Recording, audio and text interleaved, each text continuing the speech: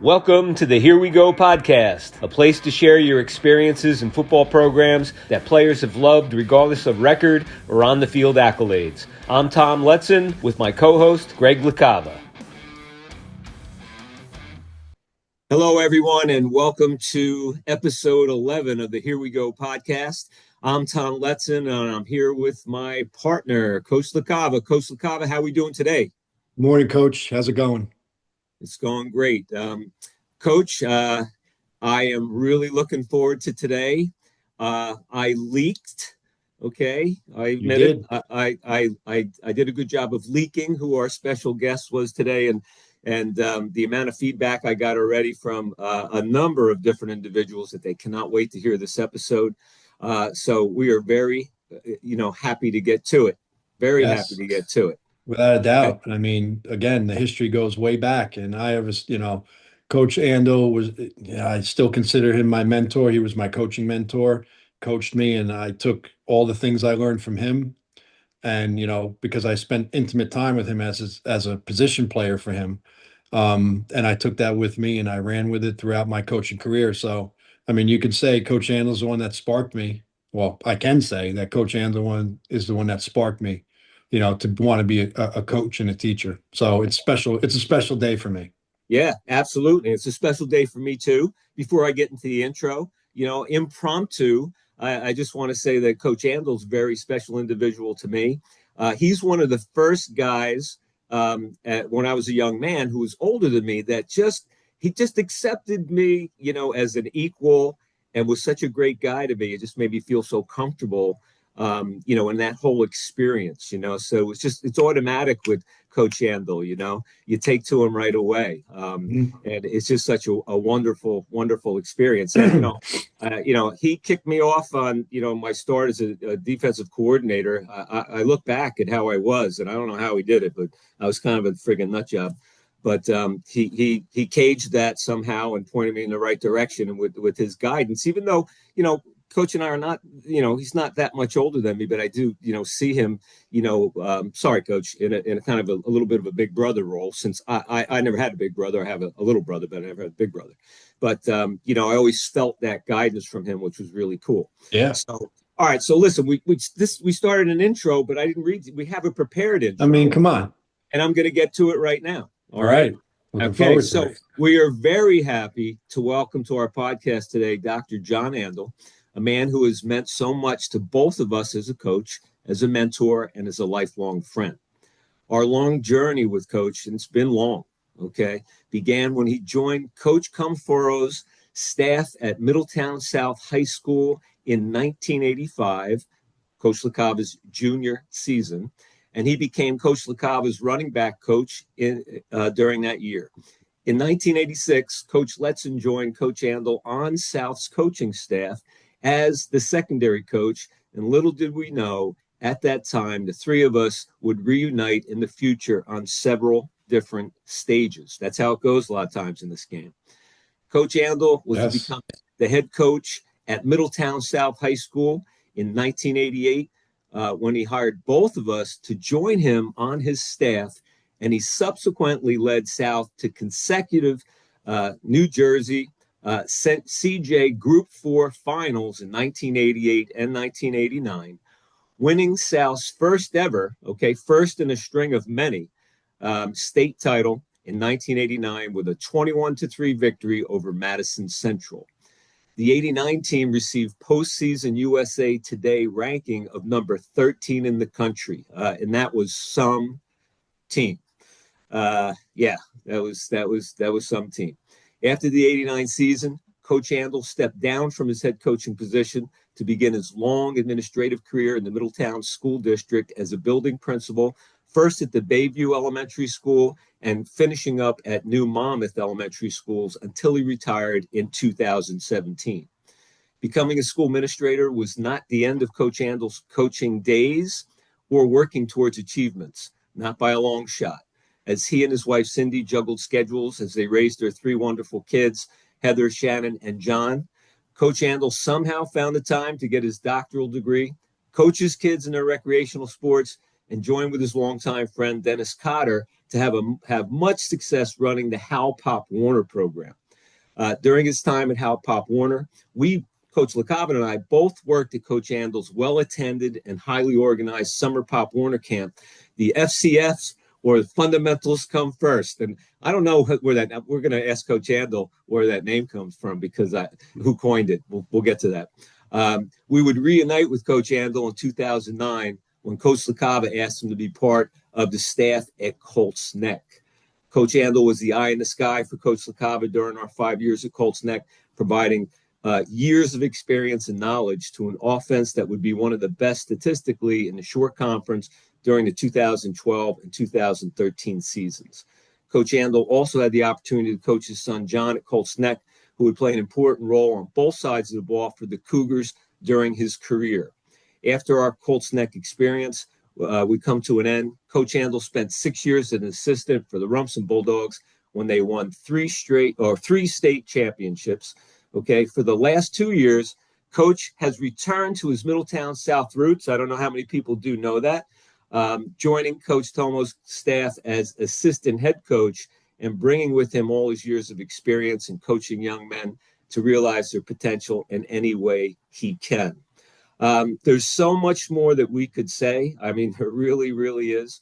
But at this point, let's get into it. Coach Andl, welcome to the Here We Go podcast, and it's so wonderful to have you on today. Fellas, that was quite an introduction. Thank you so much for that. Congratulations to both of you for doing this. I have personally watched every episode, but to take on an endeavor like this, congrats on it. And it's great to see both you guys. We, as you said, we go back a long way, and it's my pleasure to be here with the two of you. Thanks, Coach. Yep, it's just wonderful to have you here today, and there's just so many things that we can get into. And I was telling Coach LaCava, and I also told you on the phone yesterday, Coach. You are a guy similar to Coach Murphy, who we had on, that just football is such a big part of your life. Like, I thought football was a big part of my life. You know what I mean? But you have intertwined football in your life. You love it so much, and regardless of what's happening in your life, and you're such a great organizer, you continue, to give back and to pay it forward and to bring all your knowledge and expertise and to change the lives of young men. So it's just, you're one of those guys, and it's just wonderful to be able to get a chance to talk to you today. Coach LaCava, you want to follow up on that? Oh, I was waiting for. I mean, you're saying. I mean, I have an obviously an expanded perspective because Coach Andl was my position coach. So I saw him as my position coach, and then I coached under him. He gave me my first coaching job, and that was that's what sparked everything in me. And I always wanted to emulate him, and always looked at him as a mentor. So, my gratitude goes so deep with Coach Andl. So Coach Andl, I have such interest in these things of, our guests' high school experience. And you attended Sayreville High School. And I got to say, what I told you on the phone yesterday, I love the name the Bombers. I don't know if it's from the Bronx Bombers or whatever, but, the Sayreville Bombers is a great name. Tell us just a little bit about attending, high school in Sayreville and being on the Bombers, and, what type of experience that was, and what's that name all about? Well, it's my loose understanding that it is that it's the Sayreville War Memorial High School, so it's a homage to the veterans of war. So that's where the Bombers came from. We have the infamous bomb in the end zone. So what I would tell you about my high school experience, I think what I learned is that we can learn as much from a poor example as we can from a good example. Yes, very true. We just have to be smart enough to distinguish between the two. Exactly. I was now what I would say, Sayreville was a tough blue collar town. My dad was a heating and plumbing guy. I mean, that's what we were. So football was just what you did. Right. You just did it. And back then, most kids were 3-sport athletes. because it's just what you did. Mm-hmm. So anyway, we were coached, when I got there, by a gentleman who was a former guard of the Pittsburgh Steelers.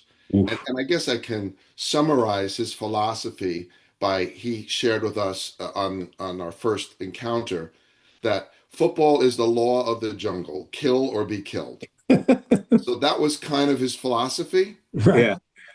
And so I learned a lot about what not to do.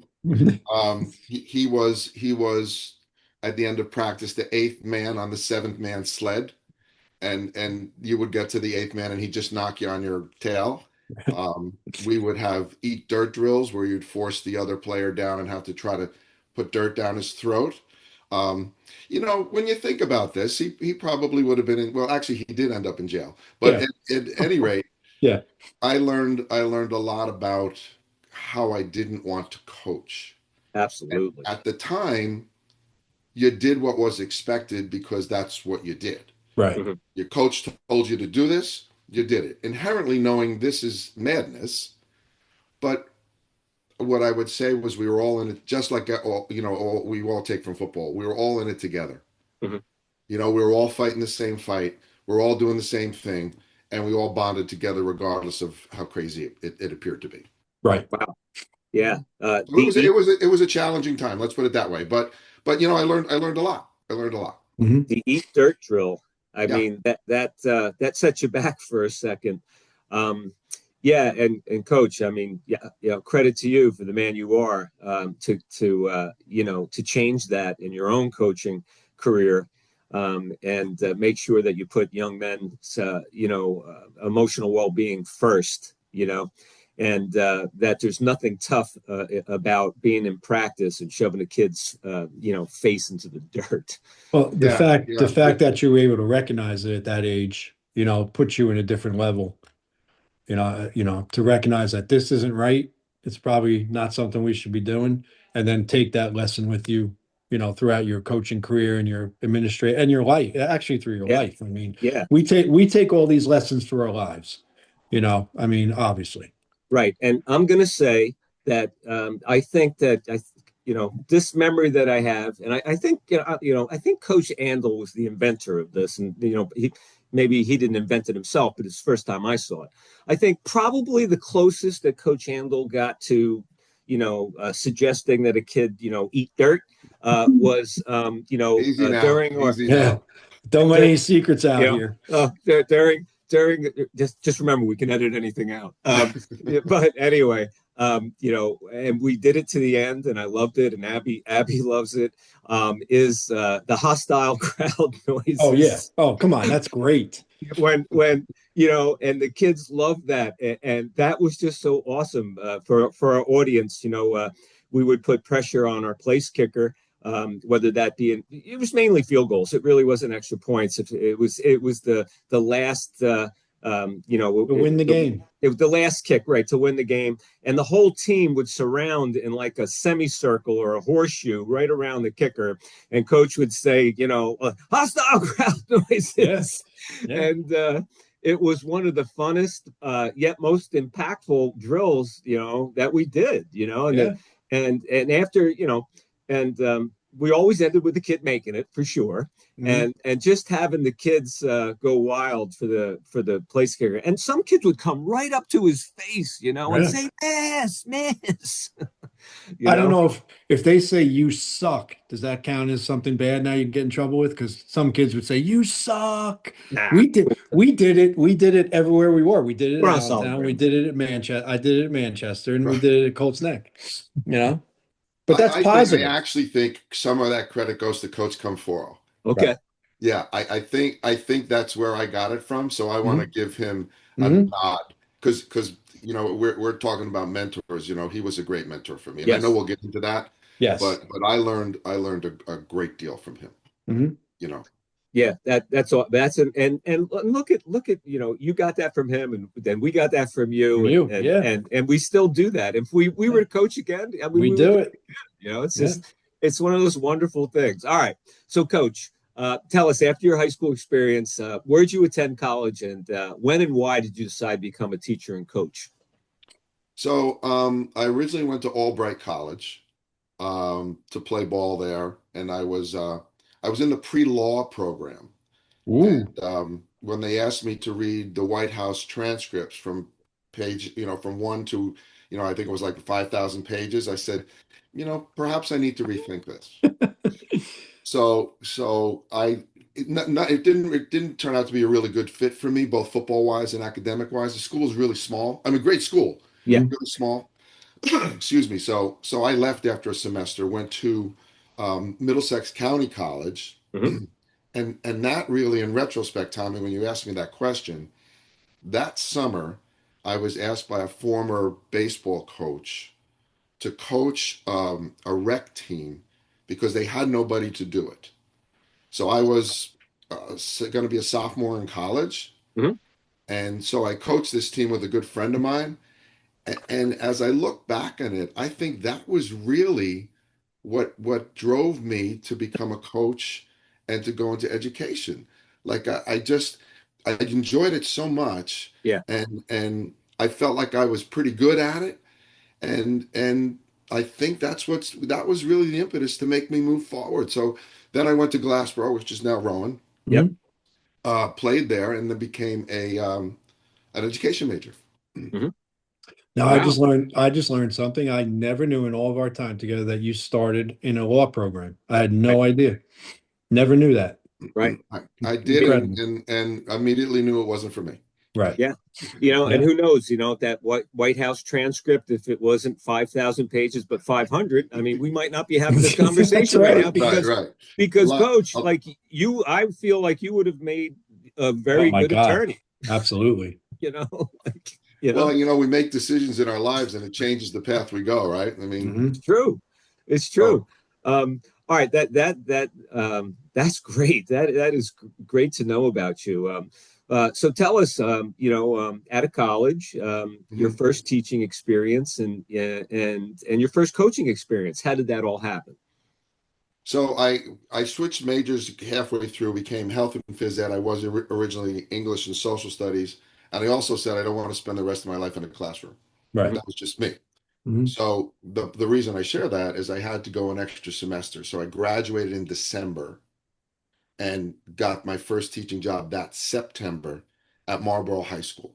Okay. And I was hired there by Anthony Procopio, who I think both of you guys know. Yes. Yeah. Yeah. Dr. Procopio. Yeah. Yeah. Dr. Procopio. So he hired me for my first job and subsequently been my friend for life and Yeah. is the godfather to my daughter. Mhm. So I was hired by Russ Gleason. Russ Gleason was the coaching tree from Jack Hawkins. Now you remember that Manasquan, right? name? Manasquan. Manasquan. No Years and idea. years, a long time Yeah. ago, Coach LaCava, way before your time. Yeah. Yeah. So Coach Gleason hired me right out of college.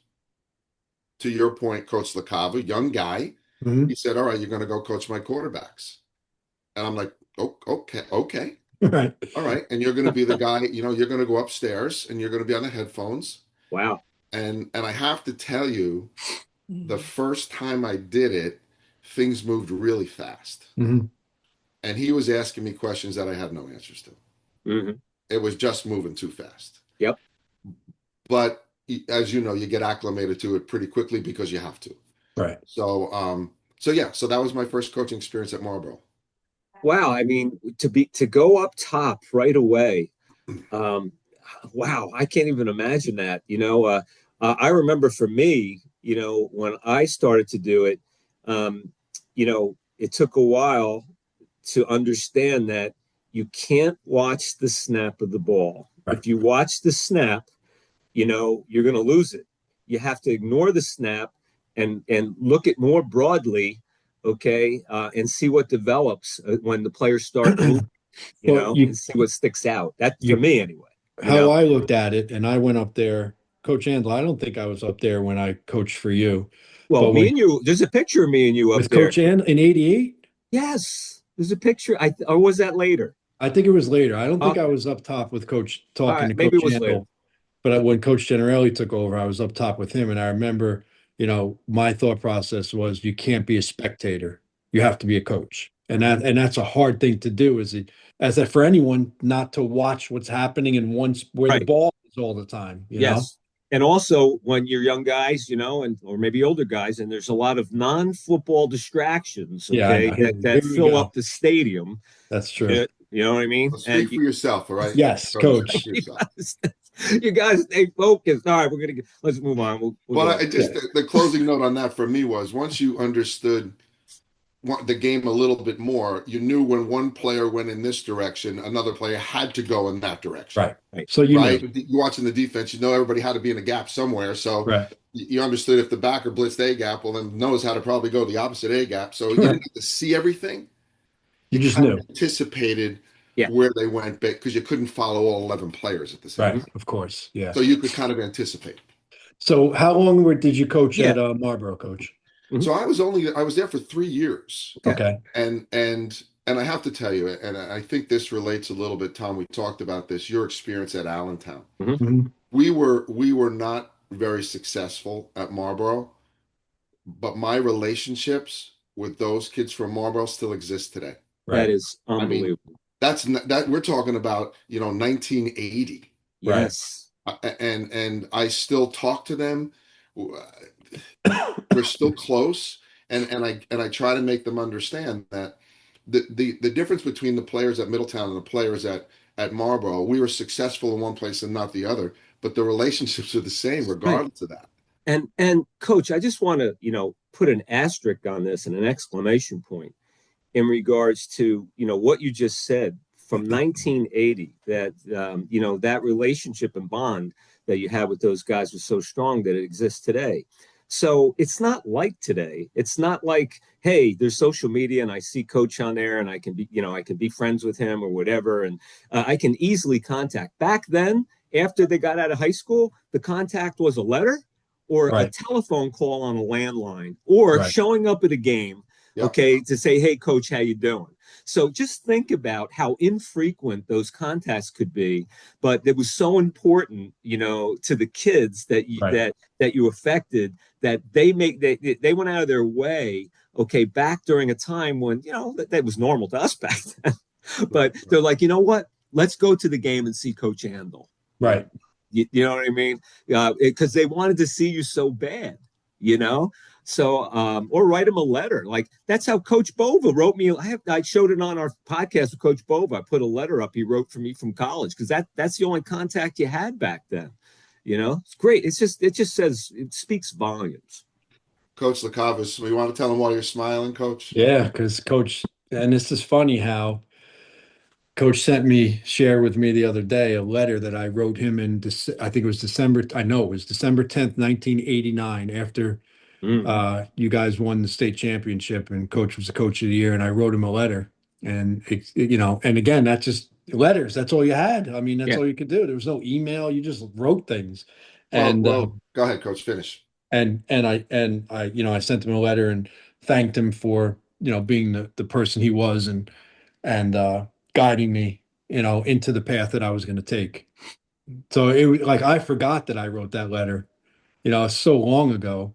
But I when I read it, I'm like, I felt it. Like I felt the words even now, like 40 years later, I felt the words. It was crazy. But conversely, how much you say maybe we as coaches mean to players, players mean that much to us. Yes. I understand. So reading that I'm going through this file. I'm working on my desk and I see this envelope and I open it up. So to your point, Coach LaCava, how you felt is exactly how I felt. That you took the time to write that letter, Right. Because at some point, that it meant something to you. It meant equally something to me. So Awesome connection. yeah, absolutely. And and we've touched on this in previous podcasts too, and with our players over the years, at least for me, and I know for you too, both of you as well. I mean, players probably don't understand because we don't get that much opportunity to explain it to them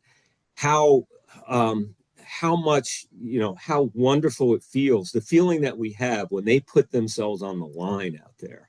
Right. Okay.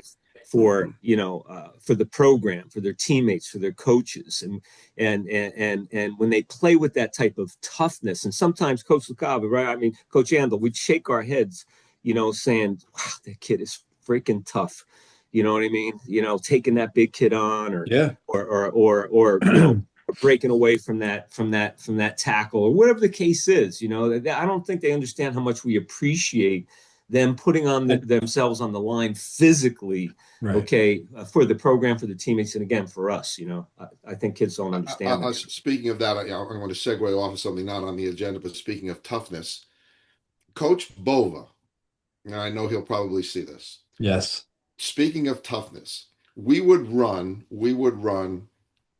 hand back, and at the time, Christian Peter, who was a relatively big individual, would pull around the corner, and Coach Bova was the corner on that side on defense, and he continually would take him on.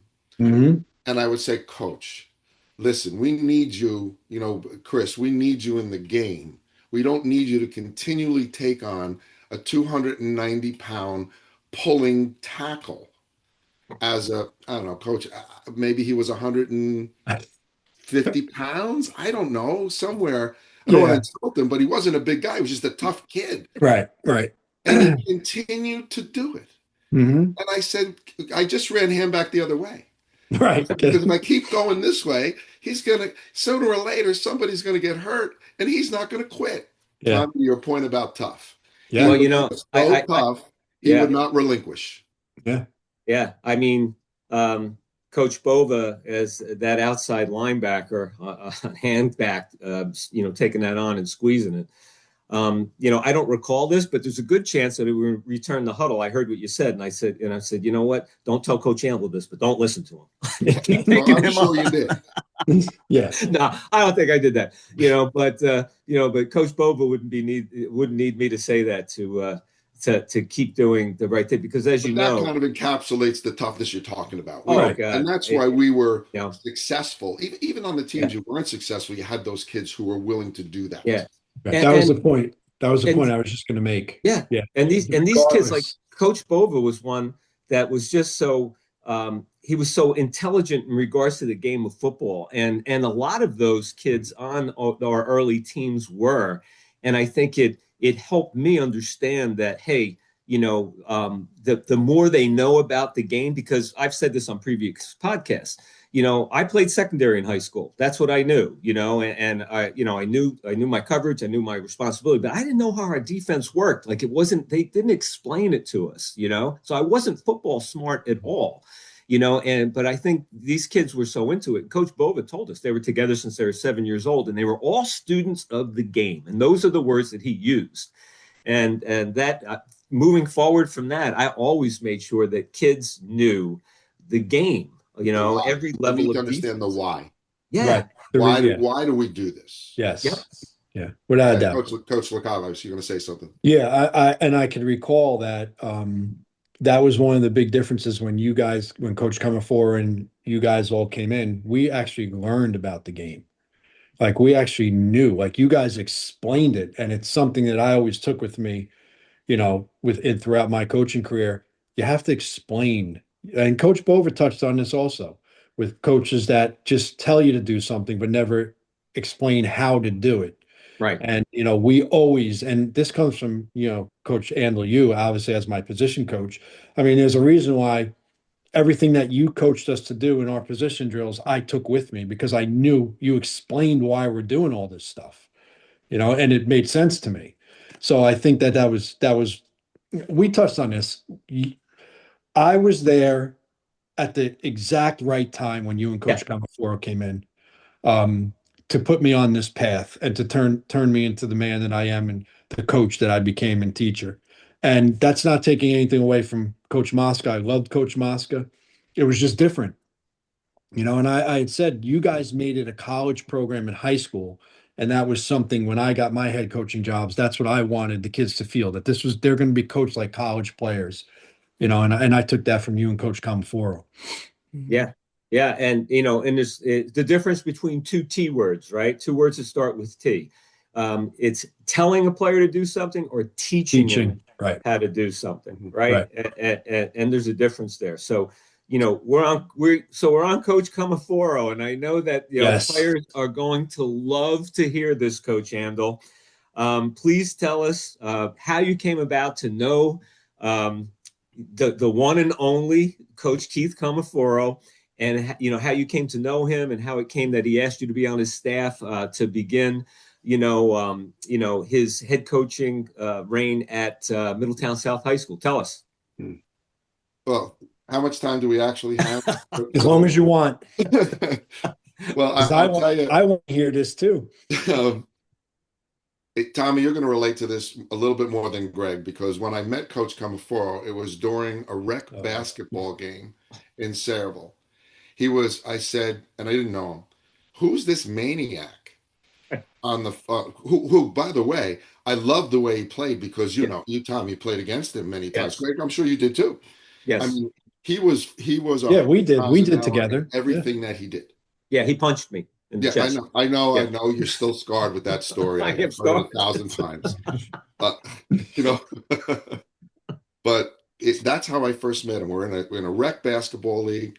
I'm playing with him, and I don't exactly know how we ended up playing together.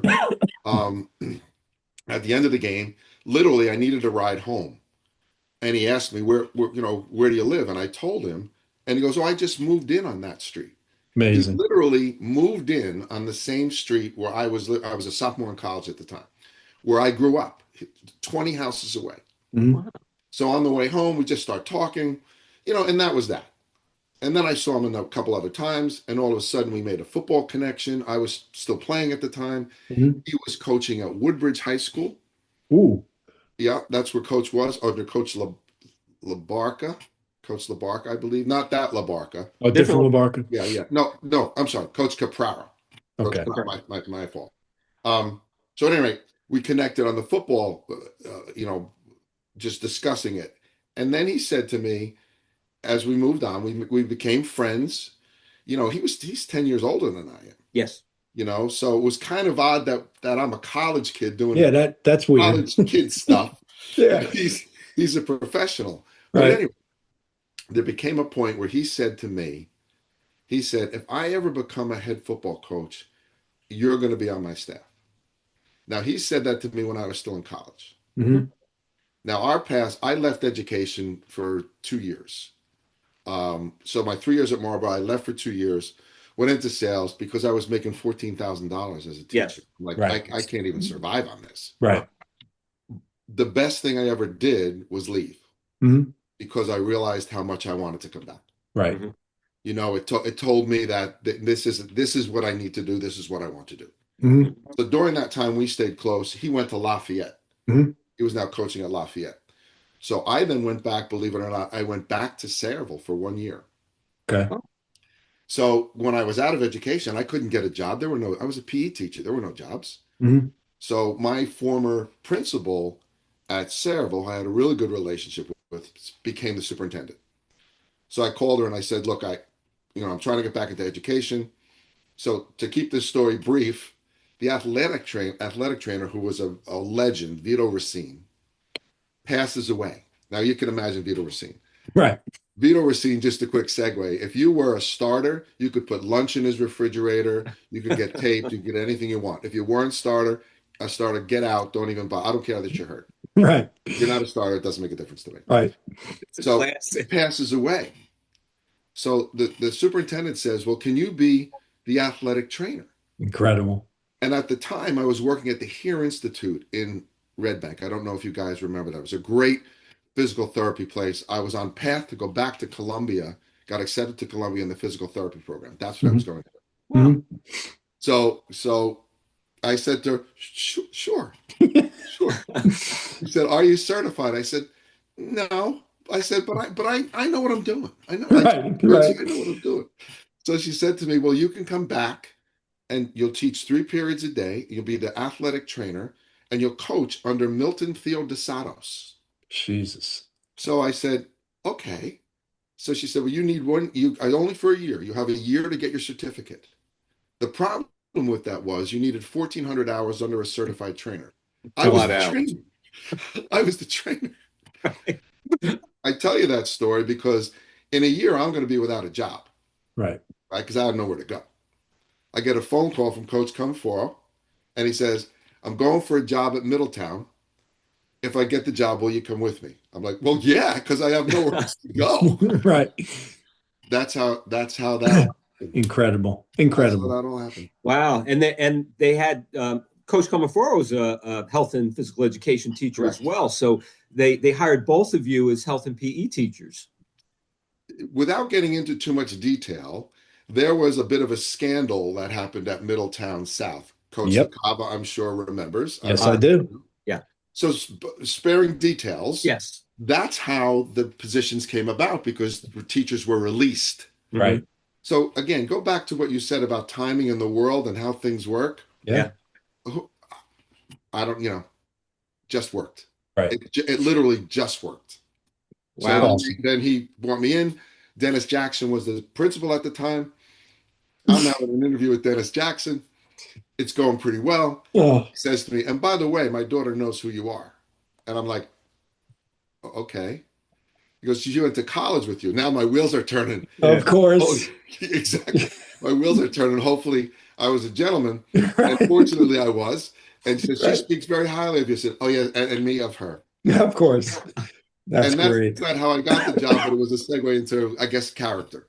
Mm-hmm. So. Okay, Coach Andl. So here you go. You start at Middletown South and with Coach Comeforo, and maybe you could tell us about the beginning of that experience. Maybe who else he brought on staff. That either knew or you didn't know, and what you knew of the program when you started, and the initial stages of it. That year was a very impactful year. I wasn't part of the staff yet, but I do know that it ended on a really high note with South's first victory over High School North ever in the Thanksgiving Day game. So, Coach, tell us about the beginning at High School South. Well, as I said, I have become pretty close friends with Coach Comeforo, and as he is a man of his word, when he got the job and he promised to bring me on board, and he did, as I told you. What I first realized about Coach Comeforo is how detailed oriented he was. I mean, I learned so much from him about what it took to really be successful, and how to plan, how to game plan, from practice plans that were meticulous. Every minute, every minute was accounted for. There was no wasted time. To making a commitment to 2 platoon, which nobody did and nobody believed they could do. Mm-hmm. Right? What do you mean, Coach? What's that? I wanted to play defense. He never let me play defense. I know. And that's the flip side. Yeah. That were guys that wanted to not come off the field. Mm-hmm. But the upside was, in the fourth quarter, we were always better than everybody. Right. I always looked at it like, you receive twice as much coaching because you only had to learn one position. So it's true. Yeah. Practice twice as much coaching. If somebody was a bit better than you in the first quarter, by the fourth quarter, based on fatigue alone, you were probably better than them. So now I got to inject something real quick. That is coach speak, but as a player, it's the complete opposite mentality. Agreed. I don't disagree with that. That's not lost on me. Yeah. Like in high school, we were all two-way players, and we never wanted to come off the field. Exactly. Right. Yeah. So when he put this together, I kind of knew that's how players felt. Mm-hmm. But program-wise, I think it's why we were successful. Yeah, I do. I think it helped, definitely. But tell us the transition from coming in now. So your experiences first getting to South, not so much the teaching part of it, but the football part of it. So look, to your point, Coach Mosca, great guy. And I don't know if you know this, I had the opportunity to coach with him at Letson for 2 years. Yeah, we knew. Yeah. So, I mean, I love him. And to your point, Coach LaCava, great guy. Love him. It's not that the program was in bad shape. That's not it at all. Mm-hmm. I think we just took it in a different direction, to your original point. Mm-hmm. So we changed the expectation. We changed the standard. This is what we're now going to be. So I thought it would take us 5 years to win a state championship. I said that to Coach. Mm-hmm. And we were pretty spot on for that. Mm-hmm. But we did win the conference in our first year. Right. Which surprised us a little bit because we didn't know we would turn the corner that quickly. But that inherently said the talent was there already. Right. We just had it. But when you implement a new program, there's always growing pains. So there was some elements, I guess, at South that through attrition, we were able to whittle down and have the players that we really needed that bought in. Right. players decided I can't meet this standard.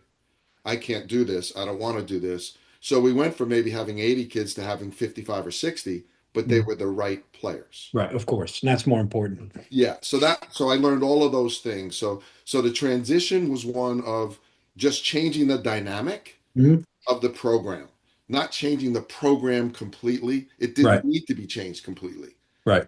but the expectation, the bar had to be raised to a point that, yeah, I'm fully committed or I'm not. Mhm. Mhm.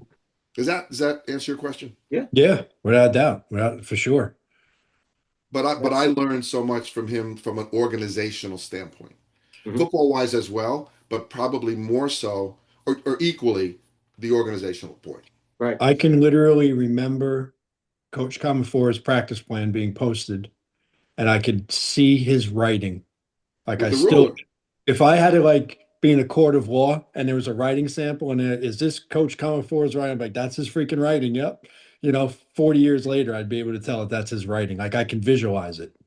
And that's how I got all my organization stuff from obviously Coach Andl with you as my position coach, always being prepared, as Coach Comeforo as the head coach, and then as Coach Generelli carried all that stuff over from Coach Andl and from Coach Comeforo. Everything he did was very similar.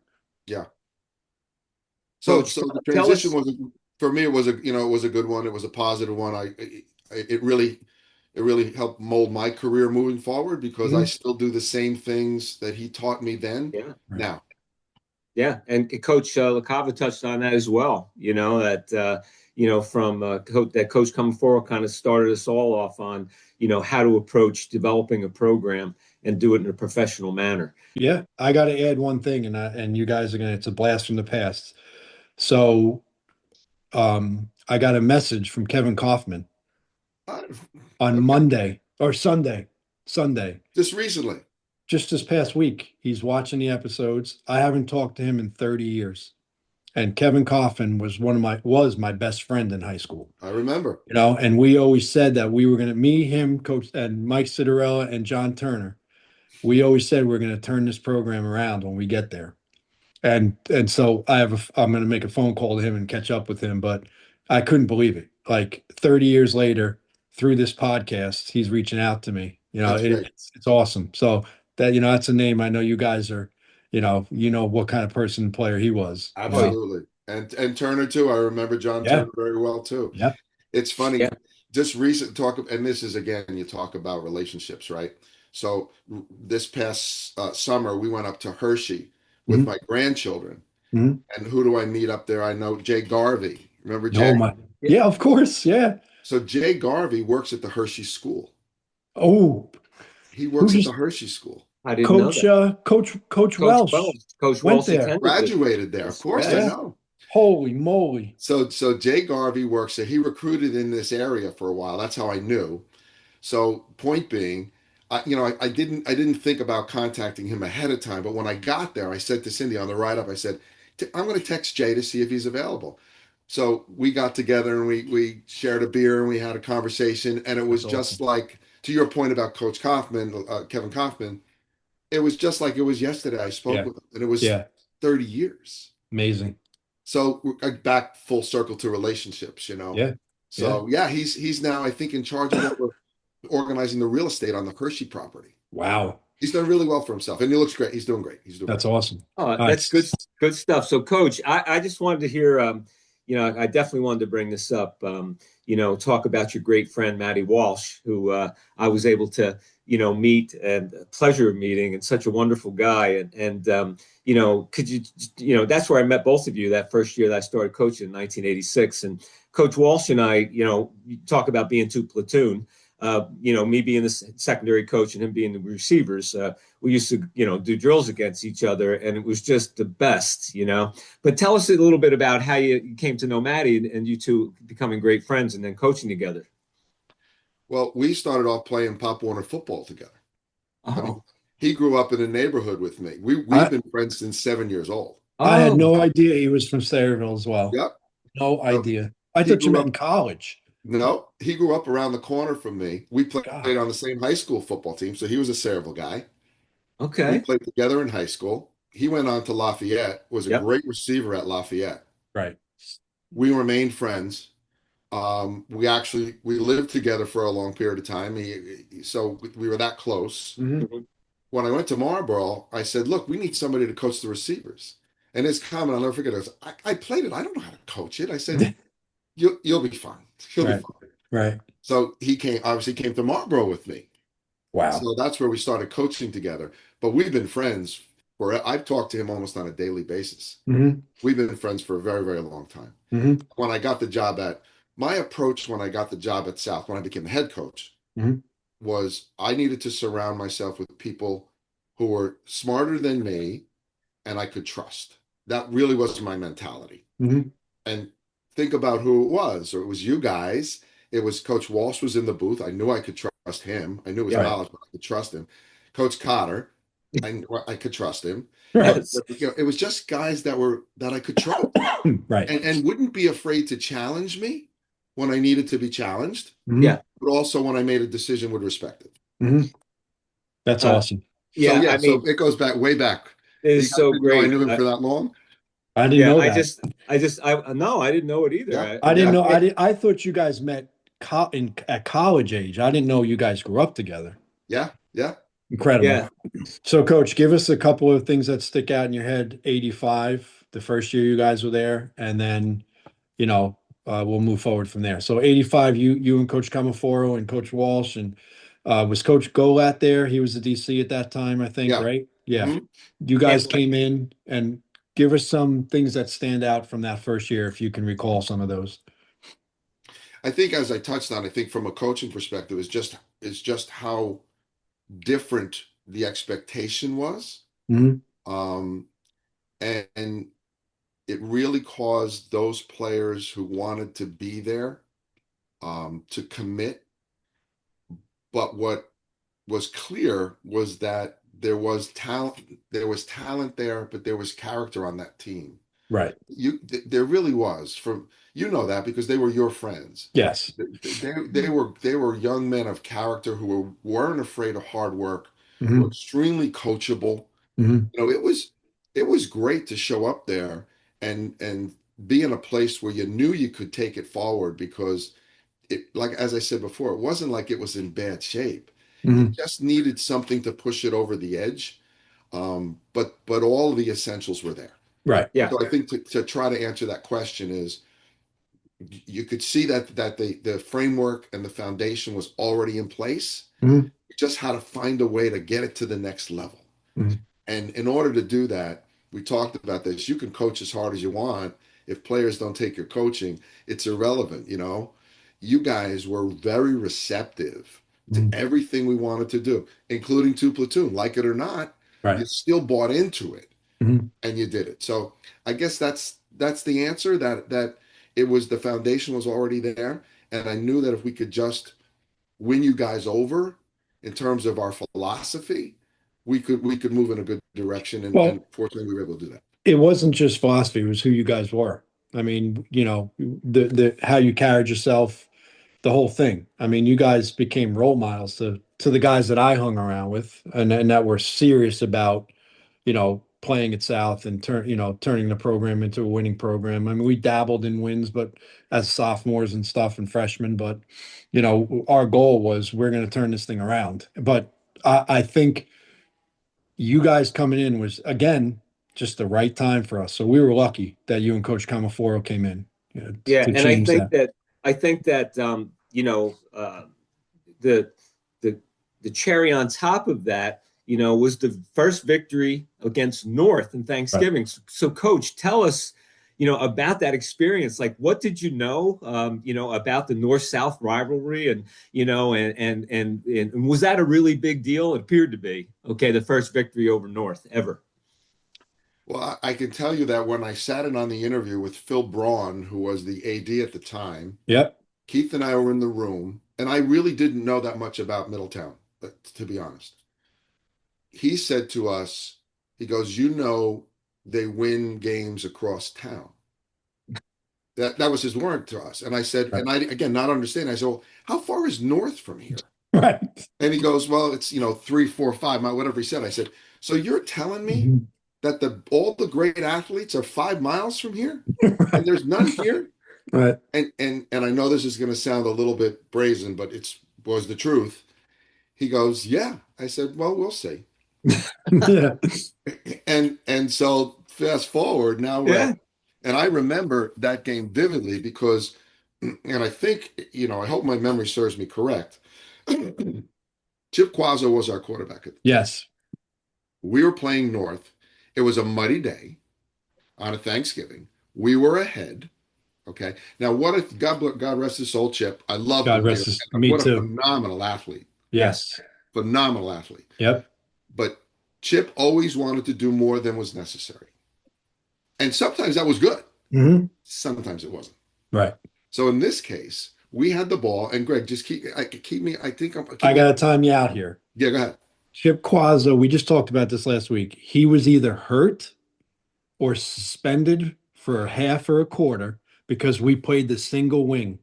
Yes. Yes. So I don't know if he was hurt or suspended because he came in the second half. But likely suspended. That's what I was thinking. Chip used to come out with a feather in his helmet. I know. He came out with who was the defensive back for the Raiders with all the stickum? Lester Hayes. Lester Hayes came out with Lester Hayes number on his. He was always over the top. And I don't say that with any disregard for him. No, he was awesome. He was awesome. But at that point in time, we were winning the game. And I remember saying to him, listen, just take the ball and kneel on the ball. Mm-hmm. Game over. Mm-hmm. First time, South, I think it was the first time, right? It was first ever, yeah. My junior year. Time South is going to beat North. Mm-hmm. You got it, Coach. Do you remember what he did? Coach, I remember just plays because myself and Josh Rudolph were in the backfield. Josh was the B-back and I was the A-back. I remember Chip running all over the freaking place in that game. So that's exactly what he did. He took the ball and he started running around. And he slipped and he fumbled the ball. Oh my God. North gets the ball on like the 50-yard line.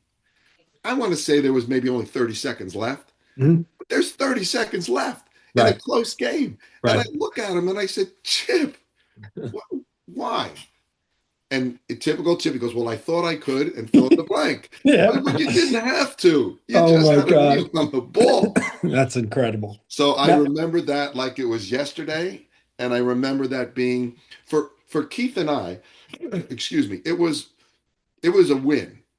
For the town, it was much bigger. It was huge. It was huge. But for us, we could never really understand this intensity of that rivalry. Okay. It was just another, and I'm not being, trying to sound like trite about this. It was just another game for us. Right. But in time, we realized how meaningful and impactful it was for the community. Do you, Coach, I want to ask Coach one more thing. Do you remember installing the single wing?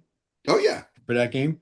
Oh, yeah. And whose idea was that? Was that Coach Comeforo's idea to run that single wing? I think it was. Because Chip was out for a half.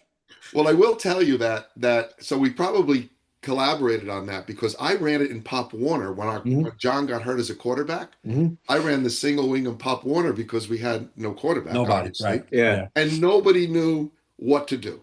Right. They were, because we ran the spin fullback series. Yeah, all that stuff. Yeah, I remember. Yeah. And there's a culture. I said on the last pod when Greg said this, I could just see Keith Comeforo. I wasn't there because I didn't come till the next season, but I could just see him sitting there go, we're gonna run the single wing at him. Yeah. I could just see him now saying it. There's a whole culture that exists currently that run the single wing still. Crazy. It's crazy. I know. Yeah. So I think to your point, Coach LaCava, I think Chip probably was suspended more than likely. Right. And it was like, okay, what do we do? And so So that was, I do remember that game vividly, particularly that last play. That's crazy. That's crazy. Well, that is, that's an awesome memory, awesome summary of that first year. Now, I'd like to skip, to 1988, where Coach, you're presented with the opportunity to be the head coach at South. And this is very interesting to me in regards to how this whole transition happened, because maybe I had some type of maybe I knew a little bit back then what went on, but I've totally forgotten it. Tell us a little bit about that part of your life where the opportunity came up. Was it abrupt? I mean, did Coach Comeforo just say, hey, something came up and he just left and, he took off? Like, tell us, man, tell us how that happened. Well, he's certainly capable of doing such things. Yeah. But in this case, at the time, he had a store in Woodbridge, because you remember running became a big thing at that point. And he was an excellent runner, Coach Comeforo. Yep. So he had a store called In the Running, and it was a shoe store. Yeah. So he got very tight with the guys from Nike. So he left to go work for Nike. That's right. So when he left, he was like, he said, "Are you interested in becoming the head coach?" And I was still a pretty young guy. I'm like, "Yeah," because opportunity, right? Of course. Yeah. The next opportunity. Now, prior to that, and I know you don't know this, prior to that, I had interviewed for the Point Beach head job. Oof. All right. So I guess I share this with you because we talked about how our lives could change based on the direction we go. Yeah. Sure. So I'll never forget, I interviewed with the gentleman, Mr. Crowley. He was the principal. And I interviewed with him probably I want to say a year before Keith left. So 85. 87 maybe? 87, that's right. Yeah, 87. So I interviewed with him and he offered me the job. He said, "But I need you to coach wrestling." Oof. And I said, "I will not do that." Right. He goes, Right. "So you're going to turn down this job because I'm asking you to coach wrestling?" I said, "Yes." Yes. I said, "If you want me to coach basketball," I said, "I don't know anything about wrestling." Right. I said, "I'll coach basketball for you, but I can't coach wrestling." Mhm. He said, "Well, I'm disappointed." I said, "So am I." However, think about that, how my life My God. changes Oh, Yes. in this conversation, yeah. right? So Yep. at any rate, I thought I was at the point that I was ready because I was interviewing for it. Mhm. I didn't know that was going to happen. So I felt ready, whether I was or not, I don't Right. know, but I Right. felt Okay. ready. Right. So it was an easy transition because I was there. So it made it easy for them to say, "Okay, here's a guy who knows the system and the program. Let's just move that forward." Now, Right. there were a lot of other guys that interviewed for the job that had Oh. much more experience than me. I'm sure. I mean, But I think because it was in-house, made it of easy. course. Right. So And they also saw what you guys did. I mean, you were Coach Comeforo's right-hand man. I mean, let's be realistic. You win, we have a good season. They see how the direction the program's going in. They see how the kids are responding to it. We beat North. So you got to be a fool to not hire someone, from that staff that deserves to have the job, deserves to get that job. So I'm thankful that they did because that was my first coaching job. That when you got that job, and if that never happened, who knows who's there? Coach Generelli may have never gotten that job. It could have went in a completely different direction. Yeah. that's the point. And for me personally, it's like, Coach, to your point where you say, how things work out. I mean, you coming in being such a young guy and just allowing me, okay, to to think outside the box, because that is something that Coach Comeforo did not like, So, if Coach Comeforo had stayed there for an extended time, I wouldn't have become a defensive coordinator so much later in my career, and I would have been kept, and that's just how Coach was, and it's fine. And I'm not judging guys who are like that, who stay in this box in regards to this is the defenses that you stay within. And you just allowed me, I had so many thoughts coming in my mind, and I was just thinking a different way. And I back didn't then, allow all of them, by the way, because some of them weren't right. allowable. Well, Yes. It was just a stream of thought. So, there's going to be some stuff in there that doesn't sound that good, but I was able to do some things that, quite frankly, back then people questioned, and like, that's not sound. Like, I heard that outside our program, from older guys, but it morphed into this thing where I felt like, then other people started to kind of, expand a little bit and come out of that box that they were in. Like, because I said on a previous podcast, it really bothered me that, all week long, like, the offense can do anything that they want to prepare for a game. They have all these advantages, Here we but they go. know the defense is going to be in a 5-2 or a 4-4. You know, He's the stepchild, the always, defensive stepchild, I right? know, he's always crying about the defense is at a disadvantage because we know the snap count, blah, blah, blah. Well, Well, you don't even have to think playing Well, you defense. know what? This goes back. Coach Bova reminded me because this, this two platoon Here we system, which go. Coach Here we go. very wonderful two platoon system, but this created this little a lot of competition and practice, which was great. But when I thought about this, I'm like, we actually had offensive and defensive buses. Coach Bova reminded us of that, and who was in the lead bus? The offense, of course, because the head coach was in it. Who was tagging along? That's The the way it's defense. supposed to be. You know Thank what you, I mean? Coach LaCava. You Exactly. know, I but mean, if there was a defensive head coach, the defensive bus would you have know, been in the front. in what world, often like we weren't together. It was so funny. An Listen. offensive defensive bus, unbelievable. You hear all this crap about defense. If a defense shuts someone out, the offense has to score something. So the offense is just as important as the defense, or more. Is someone putting words in my mouth? That I said that they Just weren't making a statement. Defense they- wins that- championships. Yeah, it's know? great, but you still got to score. Hey, for the record, I didn't coin that phrase. Okay, I know, but someone else. All right, Someone else coined that. You know what we need to do? We need to get Coach Bove on and Coach Andl, and we'll have a freaking cage match on this about offense versus defense stuff. Now that you mentioned, I'm I do ready. feel a little bit outnumbered. Because I'm always outnumbered. I haven't taken sides at all. Of course you have. All right. Let's get back on task here. Yeah, So, come Coach, on. This is meaningful to me, and I just thought about it probably this morning, I think.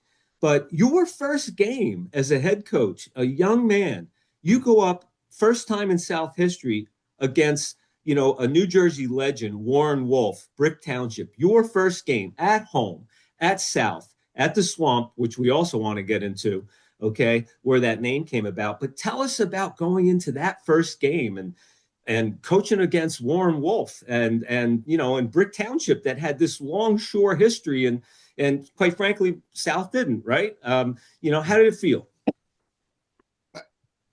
When I think back about it, I think I was confident in what we were doing. Let's put it that way. But I really had this thought that I had to continue to suppress about when will I actually win my first game and why am I going against Brick the first time out? Right. Because I felt that a bit of a disadvantage in terms of what they were and what we were trying to be. Right. So, but I fought that feeling and I had it, to be honest. I had it, but I fought it because I was really confident in what we were and what we had and the game plan we had. You just never know if you have the ability to execute it against your opponent. And that was, I think, if I had a fear, for lack of a better term, that was it. Are we going to be capable to do what I know we can do against an established team and coach like that? Right. So that was where I was at. But I don't think I ever doubted our ability to win the game. Right. I was fearful that we could execute well enough to do so. I mean, there's two things that I remember about this game, and I mentioned I mentioned one of them in a previous podcast. And two things happened, okay? It was Stephen Pitt's welcome to the Shore Conference, okay? And that was to Bricktown, okay? And his speed was at a different level. And, I think that they were pretty surprised, okay, at that type of athlete that we had on the field. That was number one. And number two, I don't know if it was trust, but Let's call it that. All right. I came back from watching Brick and Ocean. Nutley. Oh, I thought it was Ocean. Generally, and I went up to Nutley. And by the way, the people up at Nutley were wonderful. I mean, you talk about a food stand. They opened it up. They welcomed us. Wonderful people up there. Well, I watched this game, these two, titans going at each other. And Brick was very big that year in experience. And I just had in my mind, I'm like, we're going to get killed. They're going to kill us. I'm thinking defensively. They're going to kill us. We were playing a 40, whatever. And so we had played in 1986, okay? We surprised North on Thanksgiving Day in a 53 defense, okay? Surprised them. We shut down Richie Tolan. we won the game, you know. So I always remembered that. And you know, as I mentioned in a previous podcast, I stole a book from Coach Comeforo, sorry, Coach, about 50 defenses. So I used that experience in that book, and I went back and spent a lot of time putting this defense together. And I sold it to Coach, and he's somehow I sold it to him, and he's like, "Yes, let's go." And what happened is that, you know, totally baffled them, and they didn't get their first down until the third quarter, you know, and we won that game 14-8. And they had an excellent team. They might have won a state championship, but if they didn't, they had Todd Durkin, which was a very experienced quarterback. And that was that right out of the gate with that victory. And it was like, wow, people are like, wow, Middletown South, you know, look at this. Well, we were really smart because we gave the ball to Stephen Pitts. Yes. Right. That helps. That helped a great deal. And you know, very soon, to your point, Tommy, we realized what an athlete he was, and what a pleasure it was to watch him run with the football. Yeah. I mean, he was different. Yeah. He was definitely different. And I am going to where's my screen share? Because I have a couple. Oh, there it is. All right. So I have a couple things here that I wanted to share. So let me share my screen. Let's get to the first one. Oop, not that one yet. All right. Can you guys see that? Yeah. Yes. Great. So we have a picture of Stephen Pitts here. And, you know, when today, in today's day and age, right, when people think about Middletown South, they think of the great run, okay, that Coach Antonucci had with Noshan Marino, okay, over his 4-year career, and the winning streak that they had. And, of course, Noshan, you know, played at Georgia, was a first-round draft choice in the NFL, and had a fine NFL career. But, you know, previously to that, okay, you know, we were exposed to that type of athlete with Stephen Pitts, and he really helped elevate the program, you know, to the next level, Coach. And, you know, maybe a couple more things about Stephen while we're on the topic. Well, I think the first thing that people need to understand, and we go back full circle to character. I mean, look, he was a class kid, and he's a class young man now. And he was willing to work. I mean, did he have God-given ability? Absolutely. He was a tremendous athlete, but he worked as hard, if not harder, than anybody else on the field. Yep. So that's the difference maker, as we talked about, right? Even the average athlete that works hard is going to be a little bit better, but the superior athlete's going to be that much better. And he was willing to work really hard, and he was just something special, man. The thing I guess about Steven's running ability is his absolute ability to cut at full speed. Like I you know, there are times when you watch him where his knee is 2 inches off the ground on a cut, and he never loses momentum. He just could accelerate that burst he had. He had this shoulder dip, man. He ran with this lean, man. You know, it's funny. I coached him. I was his position coach his sophomore and senior years. And I remember everything Coach Andl you're saying about him, I saw it every day as his position coach. But the dip that you're talking about, yeah, even to this day, when I see that in college, when these guys are running around the perimeter and they're dipping their shoulder and just accelerating, he had it then. Like, I'm still amazed at seeing that now. I'm like, this guy is a runner. Like, he is dipping that inside shoulder, going around the edge, and it's just a different athlete. I mean, it was incredible. Incredible. Yeah. And you know, I'm going to tell a little story about Stephen Pitts, but before that, you know, for the listeners, you know, that may not know this, you know, Stephen did go to Penn State, and he had a fine career there, and he was briefly in the NFL. Is that right, Coach Andl? Yeah. He was, I think, with the 49ers. 49ers, yeah. Mm-hmm.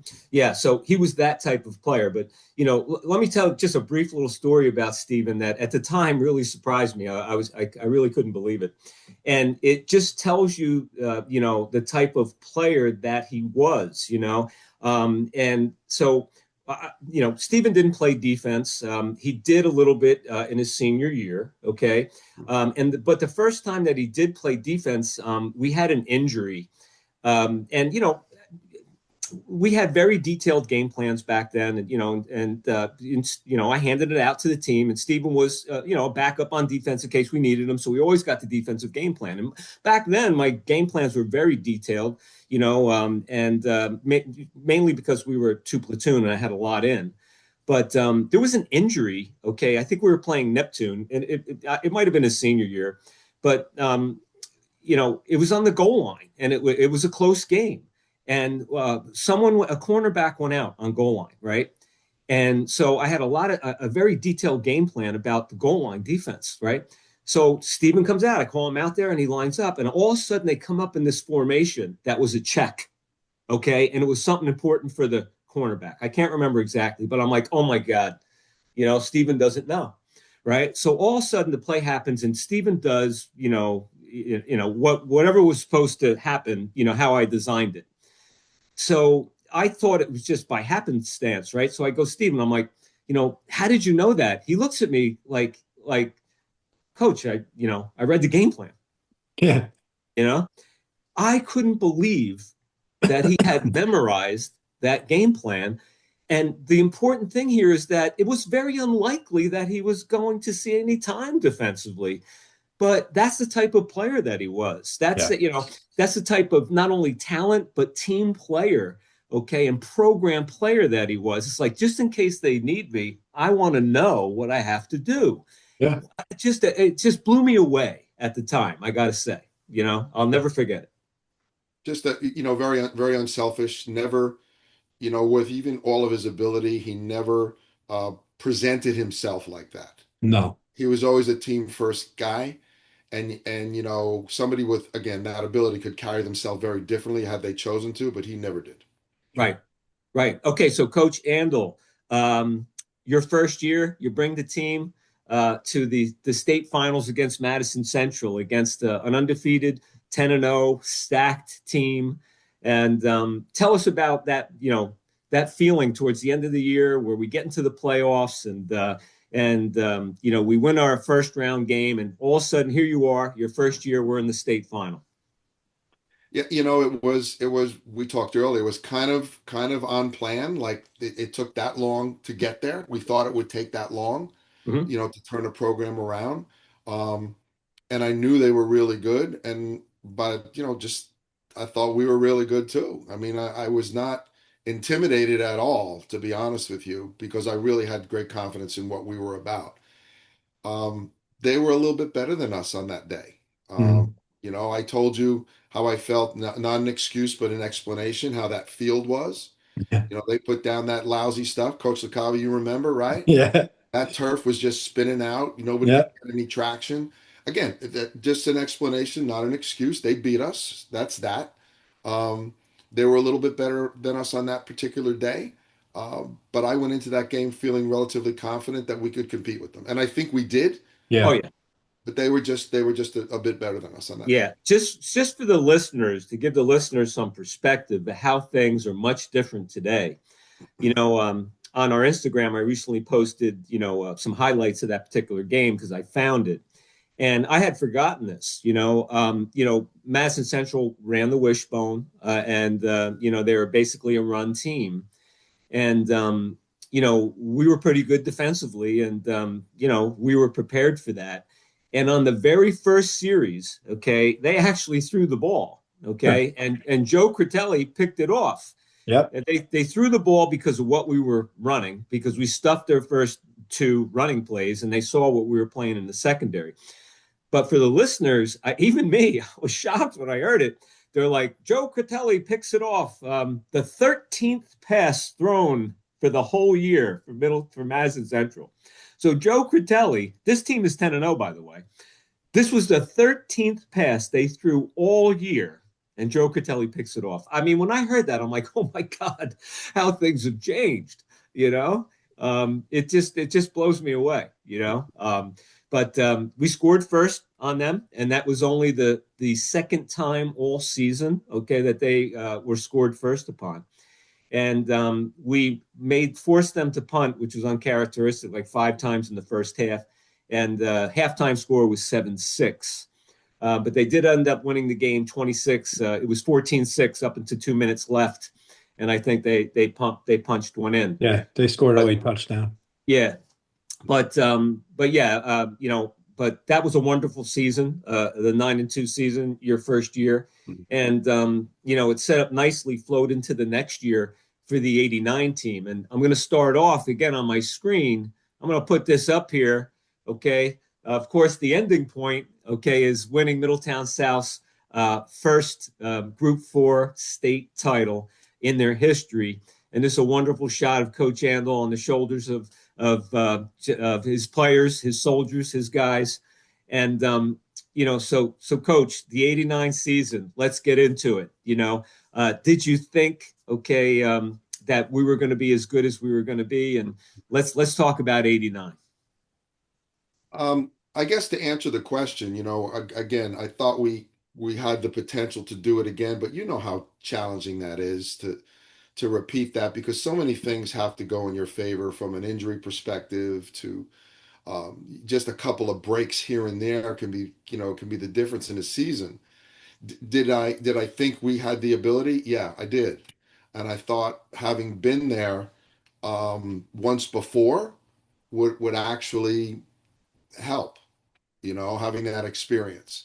But I knew so many things had to go in our favor to get back there. So to answer your question, yeah, I thought we could do it again. I Yeah, just, I just was I was realistic about what had to happen for us to do it. we had a lot of guys coming back, Yes. and a lot of hungry guys. And Coach Bova put it very nicely. When we were 5-3-1 when he was a sophomore, and he says, "What is this?" He goes, "3 losses. This group, we haven't had 3 losses is a total from since we started playing together, from 7 until whatever age."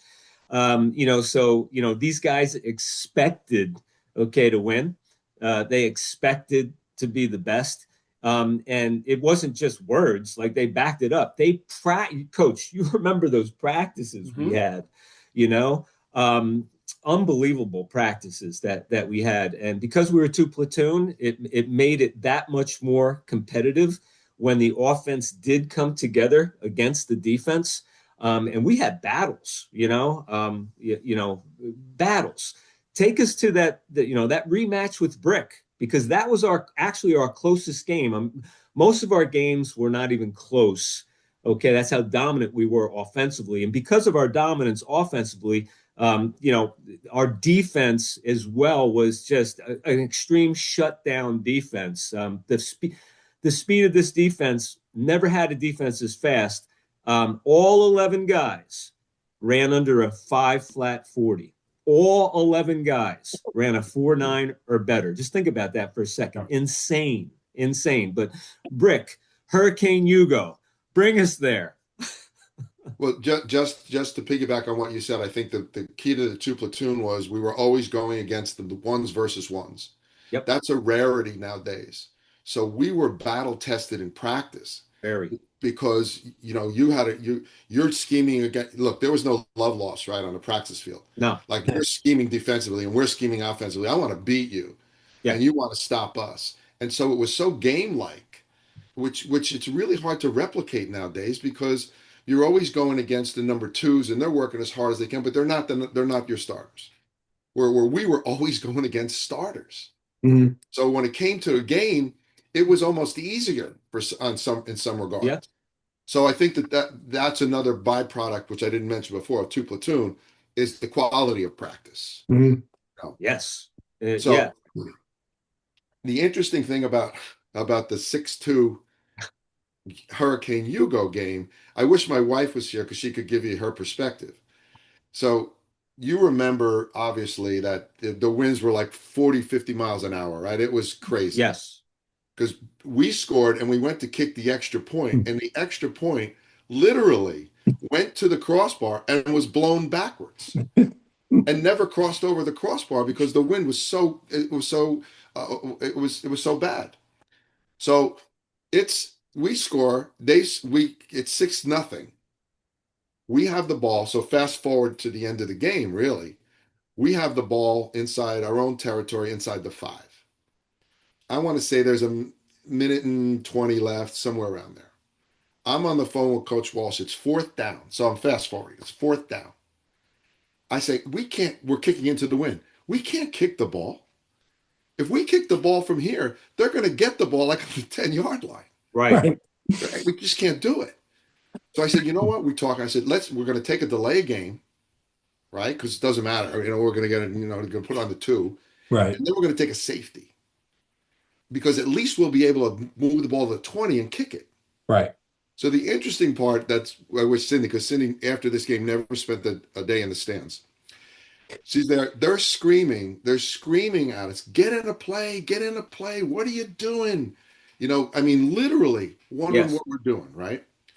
So we take a delay game, and now they're still screaming like, what are you doing? You can't get a play in. Then we take the safety. What a smart play. Of course. Of course. We went from being the biggest idiots in the shore to being some sort of genius. Right. Great. So we took the safety, 6-2, but it doesn't finish there, if you recall. Then we have to kick the ball from the 20, obviously a free kick. We decide we're not going to punt it because of the wind. So we're going to kick it low and hard. And I think it was Brian Gilbert, if I remember. Yes. I put him in a really tough spot. And Brian, if you ever see this, my apologies. I told him, look, Brian, kick the ball low and hard, but you got to kick it past the front line. Just kick it hard, which we really hadn't, in his defense, we really hadn't practiced. Right. So he kicks the ball and it goes about 12 yards. So now Brick has the ball on the 32-yard line with about 20 seconds left, maybe. Yeah, I don't remember this. I can't believe it. And they throw a screen to the tight end, and he goes down to the 2-yard line. Holy moly. And there's a flag on the play. And they call holding against Brick. I said to the referee who called it, you will never work in Brick again. Exactly. Yep. They called holding, which brought him back. We stopped them and ended the game. That's incredible. Now, Coach Andl, refresh my memory, because my memory is that that they had scored on a tight end screen and clipped Chris Turner. They got to the 2. Okay, but I thought that was a clip on Chris Turner.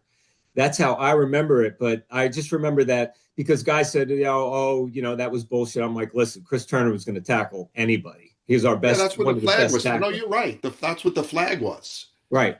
That's what the flag was that brought it back. Yep. Okay. They didn't score. They got to the 2-yard line. They got to the 2. And then they had the penalty. And that's when I said to the referee, you're throwing a flag on Warren Wolf. You're not working here again. Right. That's and Coach, incredible. Tell us how we scored, Coach, because it's interesting, and I think the guys will appreciate the memory. You remind me how we scored. We scored on a turnover, I think, and you came out in our wishbone offense. Oh, yes. Well, you knew Greg had to be a turnover. He did this because he wanted to boast the defense. Of course. No, I think they messed up and gave us the ball, very close, like on the 30-yard line or something like that, or close, somewhere thereabouts. And you came out in our unbalanced bone, and they were, didn't know what to do. Well, we came out in the dog offense. Dog offense. That's right. Oh my God. Now. Right. Going back how you learn things, I learned the dog offense my first year in Sayreville with Coach Theo DeSatos. Wow. Oh my God. Yeah, that's where I learned it. And we did it at South. Mm-hmm. We actually implemented it at Rumson. It took me a long time to convince the guys at Rumson. Right. We did do it at Rumson because the bottom line in that offense, if you're smart enough offensively, you can't be wrong because you're just counting numbers and you're going opposite where they have numbers. Right. And you remember we did it against John Amabile and Neptune, and he lost his mind. Yes. Because they didn't know what to do, and they were all out of sorts, and I think that set us up to be successful in that game. But you're right, Tom. We came out in dog offense, which is only having one man to the left of the center. Right. Yes. Everybody else, 2 guards, 2 tackles, tight end to the right of the center. And I think we went Stephen weak, right? I think we went Stephen weak because they overplayed that. Right. And he kind of just walked in. So what basically the quarterback does is he counts from the center over. If there's 4 or more to the left, you go right. If there's less than 4, you go left. Because we have 2 backs and we have 3 blockers. So if there's 4, you got to go the other way. Incredible. Right. God, Go ahead, Craig. I forgot about dog offense because Dog offense. I know Coach Generelli took that with him because I know we did it. That's when he was the head coach. He took that And dog out. to your point, Coach Letson, the dog offense had defensive players on the line. Okay. Oh, We said we want our toughest, most physical players on the dog offense. And we took Dan Murray and a couple other guys on the dog offense because all it was identify, block the guy in front of you. right, Right. right, right. But we want Yes. the toughest kids. Not that our offensive line wasn't, but we knew defensively we had some kids that, could be on that offense. So the defense and the offense did come together on that offense. Incredible. So Coach, yeah, that's thank you for that. what is Coach Wolf thinking getting beat by Mid-South 2 years in a row at that point? I told you he wouldn't play us the third year. Yeah. It's amazing. He said, we want to move in a different direction. I'm like, yeah, okay. Well, that's fine. 2-0 is fine. Yes. And I think it's important to note that Bricktown also won a Group 4 state South Jersey state title that year. Yes. Yes. So they were a very good team. Coach, before we move on in '89 to the title game and how all that felt, I would like you to comment on this picture. Okay.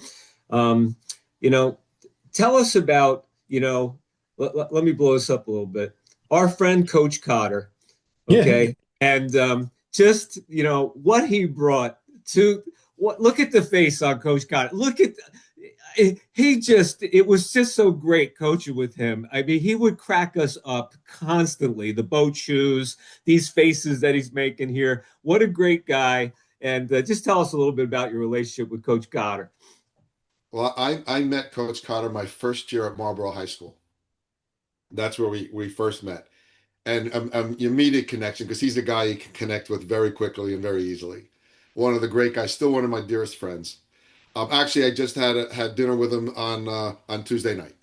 Okay. And awesome. He's now back and forth to South Carolina. He has a place in South Carolina, so he spent 6 months down there. But you know what? He brought a lot to the staff beyond what he knew about football. To your point, Tom, he brought a lot of levity, whether intended or not. Yes. He brought that. Whether intended or not. That's so well put. He's such a wonderful, unique guy, I'll never forget, and Coach, I apologize for telling Coach Cotter, I apologize if you see this. I remember we were at the at FCF camp, and he would always do the speech, hands to yourself, sunscreen, the whole thing. Yeah. That was his job. So he had come late to a practice one time, and he was unshaven, and he put on his white sunscreen, and he didn't know because he couldn't see it, and it was globbed on his face. I mean, he was covered with white globs because it stuck to his, to his unshaven face.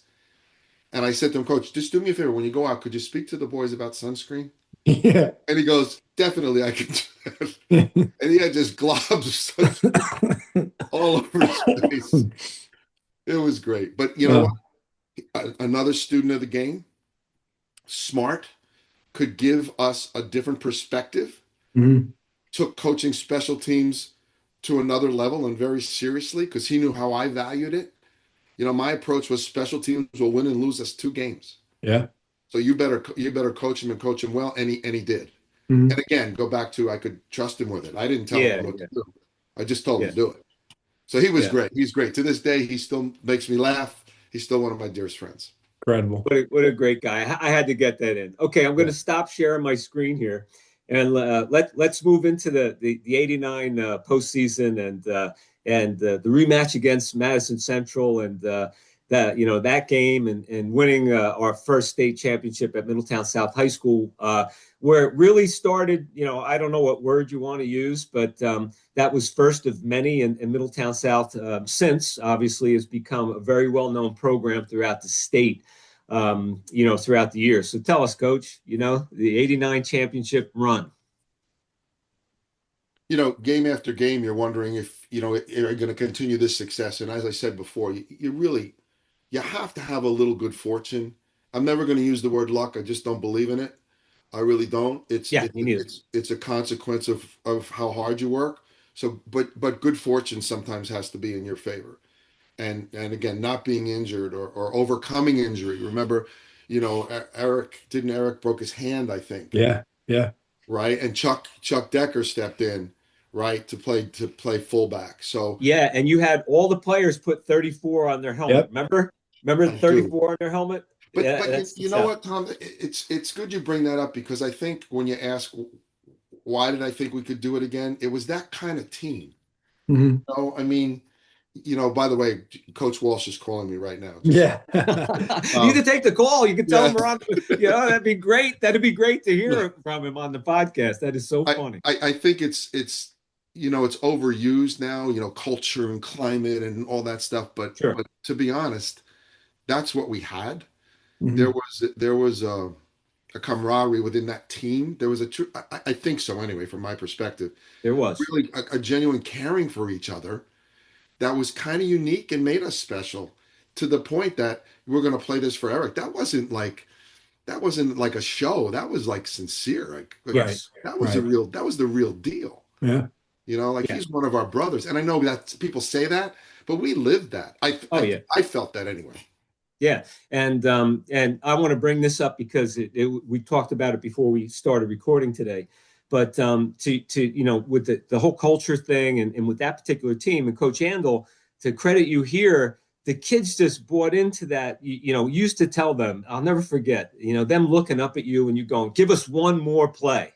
We just need one more play, and that just cultivated this confidence to a different level that these kids already had. And they believe that so much that, if they just had one play left, they could execute to win the game, and that was part of that team, that I'll always remember because they just felt that way. They really did. You never had to speak to, I don't think I know I never said we need to win a game. I mean, that was a given, right? I mean, Right. you're there to Yeah. win, but that team was so business-like almost that they understood that if we just execute what we've been coached to do, the odds of us succeeding are a lot greater. Mm-hmm. You never had to say, let's go out and win. Well, no kidding. Right. Well, we want to win, but Yeah. how do we win? How do we win? We win if we all do our job and execute. And again, a lot of this stuff sounds so cliche, but it really is true. Well, because it works. It You does, right? know. Just execute. Just Yeah, it worry about works. you. Yeah. I say this at South, right? To this day. Let's worry about us. Right. What are we going to do well? What can we do? Look, Hmm. our defense, our opponent is our opponent. We want to scout them and know them. I get it. But game day, let's execute our game plan and see what happens. Right. Let's not worry about the score or the score. It doesn't make a difference. At the end of the day, if we do our job and we're better than them, we'll win. Yeah. Right. Absolutely. I'm So not trying to oversimplify, but I think that team bought into that. Hmm. they did. Very businesslike. Right. Take the field, do our job. We're good. We'll beat you. If you're better than us, you'll beat us. Right. But we want to know we gave our best to do it. Right. Of That's how course. I always felt as a coach with Hmm. that group of players. They were just committed to doing their best every play. Hmm. We're very, very businesslike about it. So, Okay. Coach, take us into the championship game. It's a rematch with Madison Central. They didn't quite have the season that they had the year before. They might have had maybe two losses, maybe one. We were 10-0. This would be their third consecutive appearance in the CJ Group 4 final. They won the year previous to us, so they won in '87. They won in '88 against us, and now here it is in '89. And the situation's a little bit reversed in regards to who appeared to have the more powerful team coming in, but still, this is a program that's in their third straight final, and they continue to run the wishbone. We knew the kid that they put at the quarterback. He was a wideout. I think his name was Donnelly. He was a wideout in the '88 game. He was good, very fast. So tell us going into that game and tell us about your memories about that game. Well, I think our first advantage was playing at the Swamp, Right. because we knew that they were, a run-based offense and they were going to have a difficult time. We knew that. So that was, I felt like a first advantage. Mm-hmm. Second was, again, having been there, I think we were ready. I think the mentality of our team was we're going to win this game. I don't think in the locker room I ever felt a doubt. For me, it was a bit emotional because the last time I won, I think I even said this to the team, my dad was sick, Yeah. and I went to see him, and his final words to me were, "You got to get back there." And he goes, "And when you do, win the damn game." Right. I was like, "Okay, Yeah. I guess, I remember that. Yeah. I guess." So I knew that we were in a position to do so. And if I remember correctly, I think it was towards the end of the half. And it was like, okay, kneel on the ball, go in at halftime, because I believe we were ahead at the time. And help me if you guys remember more than I do. But I remember saying, you know what? I'm not going to kneel on the ball. Let's just give it to Steven. Yes. I mean, why would I kneel on the ball? Let's just give it to him. Right. And I think he went like 80 yards for a touchdown before the end of the half. And so what a brilliant coach. Yeah. Right. Yeah. Just give the ball to your best player. Right. And see what happens. And to this day, I have said this so many times in every place I've been. With the game on the line, I don't care if you know who's getting the ball. Right. I'm giving the ball to my best guy. Right. I'm going to live and die with that. Mm-hmm. Right. So what I remember most, Tom, is number one, the field being what the field giving us advantage, and number two, just that particular play and our mindset and saying we could kneel on the ball, but let's just give it to our best guy and see what happens. Yeah. And I thought it was the turning point in the game. He goes the distance on a muddy field when nobody could. He's the only guy that could keep his footing when everybody else is falling down. Right. And he goes and scores, and we go in at halftime up, and I thought that deflated them. Yeah, and they had an opportunity to close the gap a little bit and make it a game toward in the fourth quarter, but they got down and we had a goal line stand down there, and it was 4th and 2 or 4th and goal on the 2, I believe, and again I had these kids, I had a check to everything, and I'll never forget this. I see this over and over again. They run it unbalanced, knew what they were going to run. We coached it. It was formation check. And in this check, the outside linebacker from the weak side would come over and get into C gap, okay, and would fire C gap, and we would have them outnumbered. Well, I see Chris Bova because he's on the far end and he's looking around, and I'm yelling, right? Everybody's going crazy in the stadium, and I see him. When you see him lock in, he locked in, and he saw what it was, and it clicked in, and he ran. He's running behind the line, to get to the unbalanced side. And just before they snap the ball, not only does he get in the gap, Chris Bova goes down in a 4-point stance, okay? Fires through. They run a power. They lead two of the wishbone fullbacks through the C gap, and he does a route technique and crawls into that, spills both of those guys and makes the tackle, okay, and stops it on the 2, and that was the end of the game. That was their last shot to bring it close enough, and we end up winning the game 21-3. So what a in your second season, what a time at Middletown South. 2 seasons, 2 state championship game appearances, and the first title in Middletown South history. 11-0 dominant season, and as we said in the intro, USA Today number 13 in the entire nation. Obviously, we were number 1 at the Shore. The Star Ledger didn't give us the nod, I don't think. That's when they, there's North Jersey teams, and we say, well, wait a second, we'll go up to North Jersey and we'll play you. How about that? Yep. St. Peter's Prep, St. Joe's and Montvale. Yeah, they never wanted to play us again either. No, they didn't. Coach, you remember that the St. Peter's game? Like it was different for us. Like, we really were controlling them. It wasn't a big scoring game, but they really couldn't do anything against our defense. So if you remember in halftime, the locker rooms were so close together that we could hear them, and they were like, I don't know, they were doing some chants or something, and we just, kids were like, what is going on? Let's just go and just, put the nail in the coffin against these guys. Yeah, you're right. There was a lot of noise in that locker room and not much noise in ours. Right. No. Guys were just sitting there. We got to get, again, very businesslike. Okay, sit down. Here's what we're going to do in the second half. Let's go out and do it. Okay, guys. So I know that this has been wonderful, and we have some to get to. But before we leave Middletown South, you being the head coach, Coach Andl, we have to get this story in about the swamp. Okay, like Yes. people know about the swamp. The swamp of Middletown is legendary. They have had artificial turf for how long now? 20 years? Yeah. Who knows? It's still called the swamp, okay, to this day in 2026. Greg played in that mess. So people knew that the field was a mess in the rain. But tell us, Coach, how did it, to our best of our knowledge, how did the name The Swamp come about? Well, as we talked about, Tommy, credit has to go to the great John Amabile, who was the coach at Neptune at the time. And as you know, we had played him at their place and we beat them. Yep. Close game. So he was coming to Middletown, and it had rained. And in the paper, he commented, he go, I got to go to that swamp and play there. And literally, if it was a cartoon, a light bulb would have went off over my head. And I said, the swamp. So I called Mike Slover, and I give him a nod. He was our dare officer, great guy. A lot of the kids remember him, of course. Yeah, yeah. And Mike always had a guy. So he had a guy.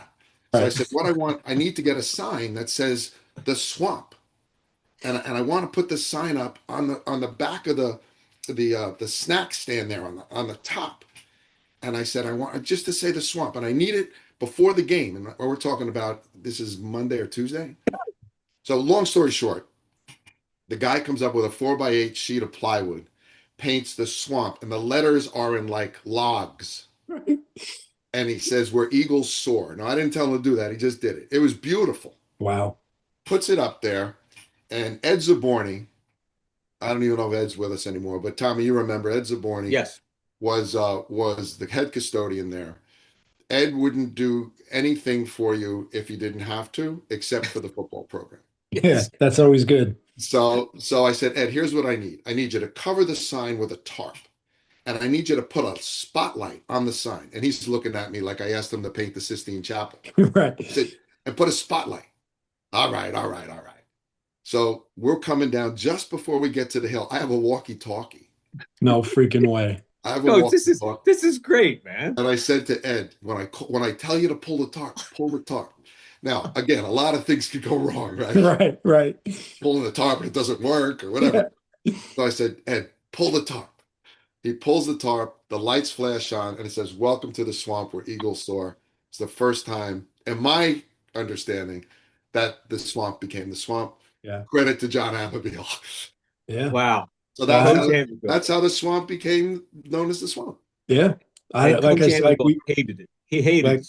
like we talked about before, I played there and I don't think it was called the swamp when I was playing there, so Appropriately named, of course. absolutely, without a doubt. Absolutely. So yeah, that's like I said, credits to John Abbeville. That's the legend of the swamp. There you It's the go. legend of the swamp. Okay, Incredible. so that is a great story. So, Coach, wonderful, wonderful, detailing of your experience at South and becoming the head football coach, winning the first title in South history, and all those wonderful memories. Now, okay, you're faced with an opportunity, okay, to become a building principal in the Middletown district. I'm sure people are interested in hearing about that transition, how did it come about, your decision making, and obviously it turned out to be very wonderful for you. You had a wonderful career, at Middletown as a building administrator. Whether you know it or not, you were highly, highly thought of. I joined the district in 2010. As the student assistance coordinator at High School South. You retired in 2017, so I was there for 7 years while you were still there. And your reputation was unbelievable. And but so tell us, bring us back there to the decision making in that transition. Well, prior to that, South had a program called the CAFE program, Career Alternatives for Educators. So I would teach 3 periods a day, and at that point, Phil Braun, the AD, had retired. I would go across town and serve as the AD. Now, talk about an impossible job. At right? North? Remember, Yeah, North. No, yeah, North. So now Oh my God. I'd go to Central Office Building. there were 2 Group 4 high schools and 3 middle schools, and it was a half day that I was running the program. Mhm. But can you do it? Sure. Mhm. Opportunity, right? Sure, I can do this. So long and short of it, they asked me at the end of the year, "Do you want to be the AD?" And I'm like, "No, not Right. under these circumstances." Right. I couldn't do the job well. Mhm. Mhm. So then the opportunity came up to be a building administrator. But I asked them, I said, I don't want to leave this team. I want to see these guys through to their senior year. I said, "That's all I want to do. I'm just asking for one more year." Truthfully, it became a union issue. Yeah. I was taking a stipend Away. away from a teacher. So I said to them, "I'll coach for nothing. Yeah. Mhm. You don't have to pay me. I mean, what do we get paid anyway, right?" Yeah. Right. I said, "I will coach for nothing." They really were, didn't quite know how to handle that. Mhm. But then it became a point where I was fighting for me and not the team. And I was, like I said, okay, this isn't going to happen. And the reason I took the job as an administrator was a long term Of course. it Yeah. was a long term decision to get that opportunity as a young man. I couldn't turn it down. Mhm. Yeah. I couldn't turn it down. Mhm. So I said, okay, the only thing I want is I want to be able to be in the room when you interview and name the next head coach. That's the only privilege. You have to give me that. Right. And they agreed to that. And of course, the segue was an easy one. It was Coach Generelli. Mhm. Mhm. So Mhm. I felt like at least we moved the program into the right hands Mhm. because I knew, and I said to Bobby, I said, "Do yourself a favor. Just change the helmet decal. Yeah. Don't mess with anything." Right. Because we were positioned, I Yes. thought, to do it again. Right. Yes. And to your, to your point, we ended up doing it again, and we had a 10-0-1 season. We tied Manalapan, Yep. and Stephen had another outstanding year. And Coach, although you weren't there at the helm, and you might have, you saw the kids that you coached, and you saw them repeat, and so in some respect, I'm sure that so much pride you felt, and happiness for them to be able to repeat, the kids that you took from since they were freshmen. Yeah, well, I mean, absolutely. And for Coach Generelli to know that Yes. that he could step in and for his first year as a head coach win a state championship, which Yeah. is, Yeah. doesn't happen often. But for those players, yeah, it was nice Yeah. to see that it came to fruition. Yeah. And for that guy, Coach Letson, that coaches defense, him Oh, too. here we go. You know. Here we Well, you go. already were there. You were See, there already. this is why You know. this is why the title of this podcast happened, because whenever he says these crazy things, I have to. It's a here we go moment. Yeah, that you know what? There, I didn't know that, but that's very appropriate, Coach Yes, it's a LaCava. here we go. Here we Because we go. always circle back to what the Yes, defense did to allow the offense to of succeed. course, of course. Yep. Oh, I love it. That is so awesome. That is so great. Okay, so Coach then transitions, and your young family is, getting a little older, and Coach, I'm not sure when your next um, high school coaching opportunity came up, because I know that you were coaching your kids' sports, as they were getting older, and I know that you coached John and Pop Warner, and it's something we want to get into.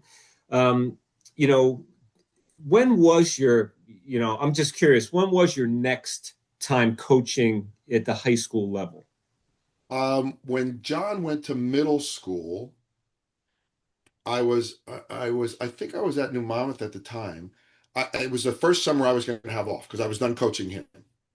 So I'm like, you know what? One summer off, it'll be great. Mm-hmm. And then Coach Trezza, Nick, coming down the hallway in New Monmouth, and I think I have this accurate. And he asked me, "What are you doing this?" I said, "You know what? It's the first season I'm going to have off, and I'm almost looking forward to it." And he said, "Well, we need somebody to come coach our quarterbacks." Now I remember. And I'm like, "At North?" Because that's really hard. Now that I know the North-South thing, this was hard. Yeah, yeah, But you know what? And to your point as well, Coach LaCava, when a former player asks you to come and coach, yeah. I don't know. For me personally, I don't know that there's a bigger compliment. Hmm. And I really mean that. For me to go do that, there's no way I could say no. I mean, it wasn't in me to say no. Yeah. But I did say I will never wear orange. Right. I said I will wear black, but I will Right. never wear orange. Right. So I went and coached there for 2 years. Who was the head coach? Was it Joe? Joe. Yeah. Joe was the head coach and Nick was the assistant. And Mhm. that we have, how many hours do you have for that? Because Yeah, Right. right. we can I spend can a lot of imagine. time Right. on those So, two guys being 50 yards away on the Right. headphones and me being in the middle and going, can you oh guys just no. stop arguing? Yeah, I Oh can Can we no. imagine. just call a play? Yeah. But it Wow. was a great experience. It was So that was 1 year, two, two Two. years. two Yeah. years. So I had forgotten that. So but I want to backtrack a little bit and to your Pop Warner experience with John and Dennis, and Brendan. And but before that, just to let the audience know that, Coach Andl's a very goal-oriented individual. And he undertook, the journey to get his doctorate and did that, amongst being a building principal and a dad of three and juggling so many things. And that just, again, gives a little insight to the audience of the type of guy that you are, that you're able to get these things done, okay, when you organize yourself and focus and sacrifice, I know that we have a lot to get to, but I wanted to get that in. And I don't know if you have anything you'd like to say about that before we get to John's Pop Warner experience and what you guys did for the Hal Pop Warner program. Well, the doctor was, it was ahead of their time because it was really, I went to class 1 day a month for 8 hours. So we drove to Delaware. It was for North Southeastern. We drove to Delaware because New Jersey wouldn't allow it yet Mhm. because it was really pretty cutting edge program. Mhm. Right. Now, in retrospect, because everybody's doing it now. Right. Yes.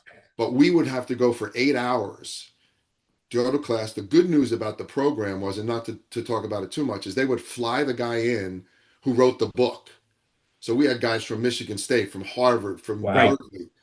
So for 8 hours, you'd sit in class and then you'd have a month's worth of work and have to turn it in the next month. Mhm. So you had to be really disciplined to get the work done because you were working, to your point, Tom, you were working, you were on your own, but you had to just carve out some time to do it. So long and short of the story is that allowed you to do all of those things because you didn't have to go to class every day. Right. Right. And so you could do your job, and a lot of the research was based on what you were currently doing. So it enabled you to do it. So was it challenging? Well, it should be, and it was. Yeah. But you were able to do it because of the way the program was constructed. Wow. Awesome. Yeah, that is really interesting. That's really interesting. And so, Coach, tell us, John playing Pop Warner. Did he come to you? Did he want to play? And I know that he grew up with a lot of really great, friends. And I know a lot of these guys played together. And, we joined you a little bit at Hal Pop Warner at the FCF camp. Fundamentals come first. I want to know where that name came from. But take us to when John started, playing Pop Warner and how you and Dennis became involved in the program. Well, I think, and you guys, Greg, you've seen coaches coach your kids maybe, and you look at it and you say, Yeah. you know what, I need to get involved here. Yeah. And that's kind of how it happened. That I wanted to make sure that he had a good experience, not just him. Yeah. That I wanted to make sure there was a good experience. So Dennis was already there because he had Sean, his older son. So then he said to me, he was sharing some of the concerns, if you will, that he had with the program. And I said, well, John's coming in flag. I'll be more than willing to help out. Mhm. So what we did was, look, Pop Warner football, AYF, that is today, they're all well-intended dads. Mhm. Yes. Nobody's there to intentionally do harm. Right. I believe that in my heart. However, they may not know a whole lot about the game as opposed to what they see, Right. on Sunday afternoon or Saturday afternoon, and Or we're Hard going to Knocks. Yeah. So to that point, we said we're going to make mandatory clinics. Mandatory clinics. If you want to coach, you have to attend these clinics. And Dennis and I did the clinics. We didn't get paid for them. It was like, we want you guys, but if you want to coach, you have to come. Right. And all we did was really, and this is where the name came in, it was just about fundamentals. Right. Blocking and tackling, how to run an offense, what the positions are called, just so basic. But that's really all you need at the at the, the Pop Warner level. Yes. Right. It's just those fundamentals.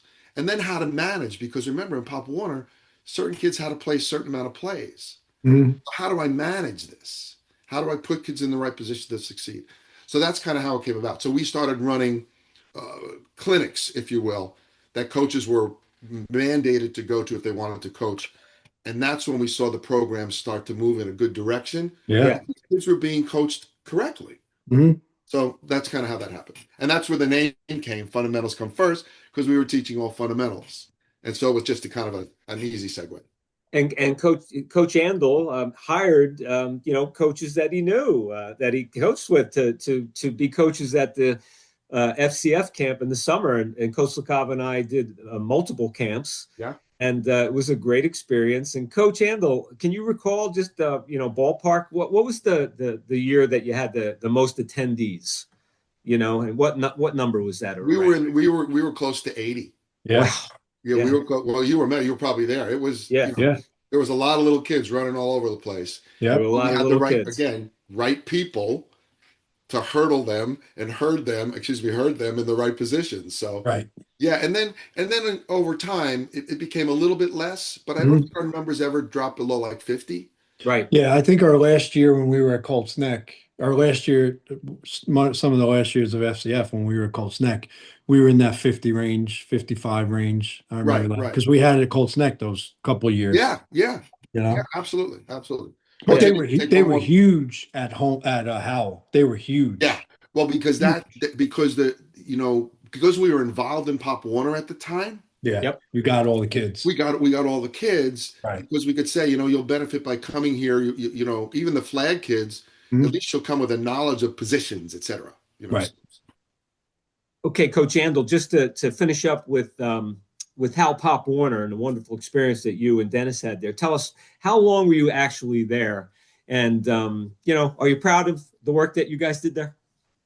Yeah, very much so, to be honest. I was there when John started at Flag, so 5, 6, till he left at 10, 11 years old. Mm-hmm. And again, to go back full circle, that my last year there, we won an Eastern Regional Championship, running the single wing half the time, by the way. Went to Shabazz, and played at Shabazz, and won an Eastern Regional. And Bill Bruno was my defensive coordinator. Didn't know that. He was my defensive coordinator because his stepson played with us years before, but Bill stayed on, and he was my defensive coordinator. So here you go. We're coaching Hal Pop Warner. He's the coach of the year down in Pinelands, and he's running the defense. And we had many of the kids that you had at Colts Neck, Greg. We had Bertha and of course John. And the problem that what happened after that is they all went in different directions. Right. Yes. If that team would have stayed together and all gone to Colts Neck, it would have been a different story earlier. Yeah. Earlier. Yeah. So Tom, the answer to your question is 6, 7 years. Finished with John, and I stopped coaching, as I said before, when he went to middle school. Then I was at North for 2 years. Wow. So, Coach, I just want to ask you this question. And again, I'm putting you on the spot. But if there was one player, and I'm sure there were a number, but the first player that comes to mind who from that team went to Hal, but it would have been great if he came to Colts Neck, who would it be? I have one. But go ahead, Coach Andl, it's for you. Mike Mullen. I didn't know him. I was going to say Handy. Another good choice. The young Handy. Ryan Handy. Yeah. Robert. I remember that name. Yeah, the Handies. That's great. Yeah. Mike Mullen was a linebacker for us. Really headsy kid, tough kid. He would have mattered. But Greg, that's even better. The Handies. Yeah. They were really, really good. They were good players. Really good. Robert ended up playing at Assumption. Okay. Yeah. And so where did Ryan wind up? Yeah. I don't think he played. Ryan was a kicker. Was Ryan the younger one? Yes, Ryan was the younger one. Yeah. I don't think so. But that's even a better choice. Coach, now I just had this thought, and I'm really interested to hear what you feel about this. So you and Dennis had a hand, in preparing these players to win Howell High School's first state championship in 2007. They had some players on that field that I'm sure are players for you guys, with Corey Davies winning the first one in Howell history. Timmy Lama, I coached Timmy Lama around. Timmy Lama, what an awesome quarterback. Yeah. He was incredible. Great kid. Jack Galing was a receiver. My son's going to be in my son's wedding. So a lot of those kids. They were all FCF kids. They all came to FCF. Yes. And that was when, because of the nature of the town, some went to Township, some went to Howell, some went to Colts Neck. The only reason I went to Colts Neck is because we were grandfathered in from my daughters. Your daughters, yeah. Otherwise, I would have gone to Howell. Wow. I would have gone toOwell. Yeah. Wow. Talk about that, man. That's crazy. Hold on one sec. You just mentioned John's getting married. That's awesome, Coach. When's he get married? He got engaged in December, getting married in October. Awesome. Wow. Beautiful young lady, Italian, so things worked out. That's good for him. It's really good. And he's doing great. The girls are all well. Everyone, Cindy, girl, Heather, and Shannon. Yeah. Good. Glad to hear. Heather is two grandkids, Lila and James. She's teaching in Marlboro, doing great. Shannon is in Jersey City Heights. Bought a place in Jersey City Heights. Just gave birth to Harper. Wow. Awesome. 6 weeks old, and has Declan, who's her 2.5-year-old. Wow. She does international hotels and design. So she's doing well. Also, awesome. Everybody's doing great. And Cindy's doing great, Coach. How could she not be? Please share. She's with you, of course. Please tell her I said hello. She's currently in Atlantic City. Oh, nice. Remember in Cheers when Norm used to come in and they'd yell Norm? Yes. They do in Atlantic City when Cindy comes in. Cindy. That's great. Before we move on, and we don't have too much longer in the podcast, but we definitely get to Colts Neck, which is one of the most important parts. Coach Naz last week mentioned this, and Abby mentioned this as well, that a special time for us was after the games where we went to your house, that's right. And had so much fun and debriefed the game and talk about the game. And the kids, Abby remembers it, Jack's kids remember the fun that they had. You guys hosting. It was just a normal part for us during our Colts Neck years. That's just what we did, and it was just a great memory. I got to thank you guys for that. Yeah, that was great. It made perfect sense. We were down the road, right? We're going to go somewhere. Yeah, we'll all be together here. So that was great. I love those years at Colts Neck. Were great for me as well. Particularly coaching my son was great. Oh yeah. So let's take it from there. So let's begin with John, because John starts at Colts Neck. So his freshman year was 2007. So Greg wasn't there yet, right? No. So tell us, Coach, as much as you feel comfortable in telling us about John's entry into Colts Neck and the transition to that program and what you initially thought and what he thought. We can edit, Coach. We could edit anything. Don't worry. Being a coach's son. Yes. And being around the game as often as he was when we were at South. I mean, he was there. He was with the right people. With the right people. He had a perspective that was a little bit unique, but caused him to be have a very critical eye. Put it that way. Right. So he knew that things could be done in a better way. Okay. Let me leave it at that. Okay, great. So John is there, and you're coaching at North, so Greg all of a sudden comes in, and he accepts an assistant coaching job at Colts Neck in 2008. Coach, so tell us about that, and tell us any contact you had with John that you recall back then, and how that transitioned into your accepting the head coaching job the next year in 2009. Well, I knew when I was teaching at Manchester at the time, and Coach MacArthur, we invited him to be part of the FCF staff. So he would come, and we actually did it at Colts Neck when his 1 year, I think, when he was still the head coach, and that's how I met him. And I thought he was a really good guy. I mean, we had a great time coaching at FCF, and I just left I turned down the Manchester head job. They asked me if I wanted that job. I turned them down, but I wanted to get out of Manchester and get into Monmouth County. Is that So why you turned it down, Coach? um, I knew I wanted to be out of Manchester, and I felt Okay. that if I locked into the head coaching job, I got to stay there for a few Okay. years. I couldn't just leave. So I turned it down. I wanted out of Manchester. I wanted to get up into Monmouth County, and he asked me to be an assistant coach, and I did it. I was still working at Manchester, so I had to take that drive at, 2 o'clock in the afternoon from Manchester to Colts Neck. It took like over an hour to get there with traffic. It was a nightmare. But so I was coaching the running backs, and I was coaching the punt returns, kick returns, like I had always done as an assistant. And it just became a bad experience for me. And I had many times during that season, I'm driving to Colts Neck and I'm calling Coach Andl. He's working. He's the principal, and I'm calling him, my coach, you got to talk me off the ledge here. I mean, I can't freaking do this. I'm going to quit. And he always gave me the right advice. What is your goal? Like, what's your goal? I said, my goal is to get into that building, into that district. And I would sit in the parking lot before practice, like frozen. I did not want to go in there anymore. And Coach Andl would talk me off the ledge, and I stuck it out. But he also gave me great advice. He said, minimize your time with them, do it between the coaching hours, and that's it. And that's what I did. And, obviously that rubbed them the wrong way, but he resigned first, and I applied for the job.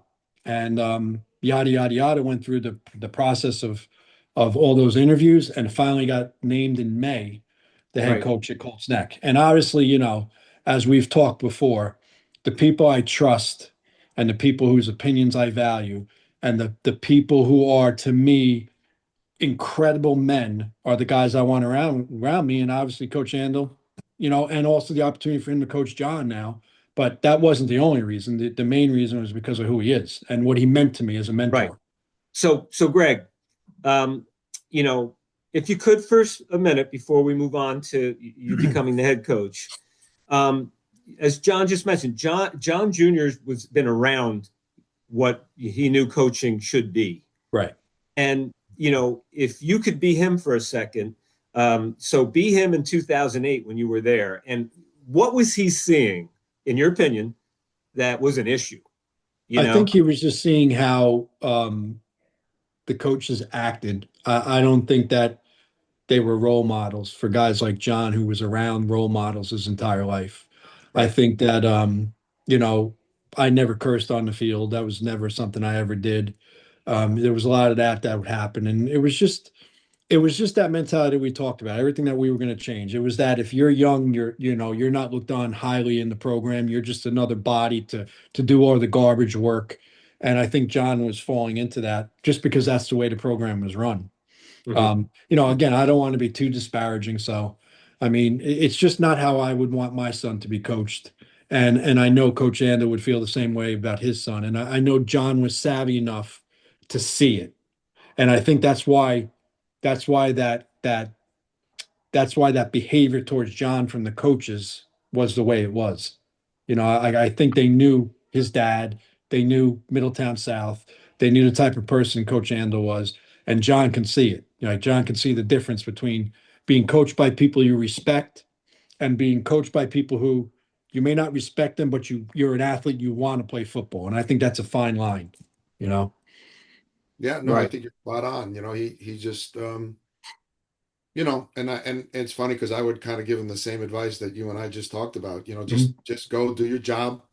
You want to play, so just keep, hustle and do your job and Right. be coached, and keep your mouth shut, and do what you're supposed to do. Yeah. But if it comes to a point that you're uncomfortable with something, you need to share it with me. Of course. Right. Yeah. Right. All right. So for this, I want to share my screen again because I have one final photo. Okay. And here it is. Look at this. All right. So I pulled this out of the what a handsome group. Out of the Andls here. What year was this? This is Coach Fiore's there next to Coach Andl. So I think this might have been 2011. Okay. 2011? Yeah, Yeah. Could have been. Yeah. And the first thing that sticks out to me here is these two giants that we had on this staff. I know. That dwarfed next with Killer, okay, and Coach Kinningham. Yep. two massive individuals that I guess maybe it didn't register with me at the time. You know? Yeah, good coaches. Coach Kilmurray's a state trooper, and he busted his butt to be part of that. I met Coach Kilmurray at Manchester. He was an assistant coach at Manchester, and obviously I met Coach Hope at Manchester also. Yeah. And Coach Kilmurray was a classic, man. He was a really good player at Moravian. Coach Kinningham, a really good offensive line guy. He was, he melded right into our personalities and what we expected. Coach Fiore, I think Coach Letson, was your connection probably. I think you knew him. I didn't know Yeah, him. from Howell. Yeah, Yeah. I didn't know Coach Yeah, Fiore. I knew his brother from through the Yeah. coaching circles. And Coach obviously, Fiore, he played against us, Coach Andl. He was a slot back for Neptune in 1988. gotcha. Okay, I know the name. Yeah. Yeah. Yeah. And obviously Coach Andl, if I could, I was just honored that he would be part of the staff. I mean, that's how I felt about it. He always made me comfortable. God, knowing he was there always made me comfortable, like a father figure to me. Like I just knew when he was there. Coach, you bust my balls about defense first all the time. You want to know why that was? Because I wanted Coach Andl to practice. So he was coming from his principal job, and we get held up. I needed him there. That's how I felt comfortable with him there. Okay, I get it. So I would that's have to why. drive my truck right onto the field. Yeah, the Mariner. Step You had out that. and just- You had the red Mercury Mariner. Yeah, that's right. Never forget that. That truck pulling up. I'm like, thank God he's here. All right, I'm gonna stop the screen share now. But are we missing Casey out of this picture? I think it was Casey was sporadic because at some point he went back to school full time. Oh, okay. So maybe he wasn't couldn't make it. Yeah, he couldn't make it. Got it. Okay. Look, Coach Hope there, looking all young and yeah. Well, look at you. Yeah. You look like a baby. I didn't even recognize you. I know you look so young there, man. Holy crap. Who? Me? You. You. Yeah, you.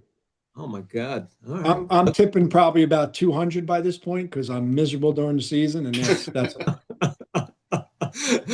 all right. So Coach LaCava, we start off at Colts Neck, and we detailed this a little bit in previous podcasts, but we got John and his childhood buddies, and Yep. We talked about the first year in 2009 being a difficult year for us. Coach Andl was part of that year, and it was a tough transition for the kids because it was to me anyway, it was such a difference in the coaching style, and Coach, unfortunately. Coach Andl, you remember this. We mentioned on a previous podcast that one of the things that, generally speaking, that crew had a problem with is that we put a halt, to this ritual rite of passage of beating on the younger kids, that was allowed, and so much so that kids actually looked forward to when they were a senior, so they could be elevated to this certain status. Where the other kids were expected to come last or do everything, and they basically could be mini coaches and tell them what to do. So that was a little bit of a shock to us, but that just tells the culture shock that happened when we came in there in 2009. Yeah, I mean, I recall that vividly. Like who's going to carry this and who's going to do that and who's going to, you pick this up. And it was no, we all do this. We all do this together. Nobody's more important than anybody else. And that, to Greg's credit and your credit, I mean, that's something I think he took with him and he implemented there and said, no, this is a team. We're not looking down on anybody. No, the guy who holds the bag is important as anybody else. I mean, he's a part of the program. Right. And I think that's one of the things that I learned, I think through Pop Warner, actually. We had minimum play kids. Right. That they wanted to be part of something bigger than them. They weren't very athletic.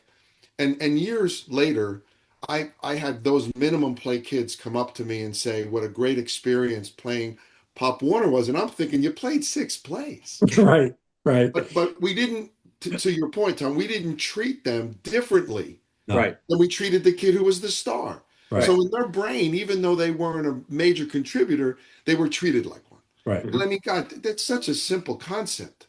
It's not that hard to do. And here's the argument I always had and the issue I have with coaches. When the winning comes about them, when that's the most important thing, that just turns me off so much. Like I can't even focus at the expense of teenage kids. It just never sat with me. Sure. Like I could never be that way.